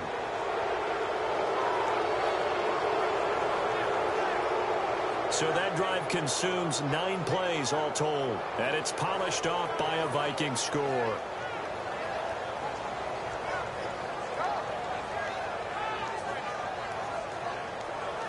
So still lots of work left to do, but here comes the onside kick. And the Eagles dodge a bullet. They cover it up.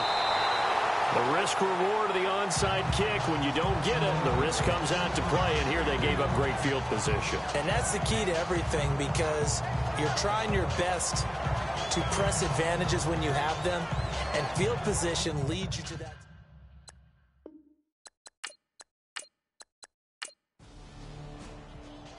So they stay alive in the NFL playoffs, move on to the conference championship. And do you think that the printing press is starting to get those T-shirts and hats ready, my friend? They have to, Brandon. They have to be ready, because if you win, you've got to hand those out on the field right away. And just think about the pressure for the players now. Families are going to be talking about tickets to the Super Bowl even before you play the conference championship game.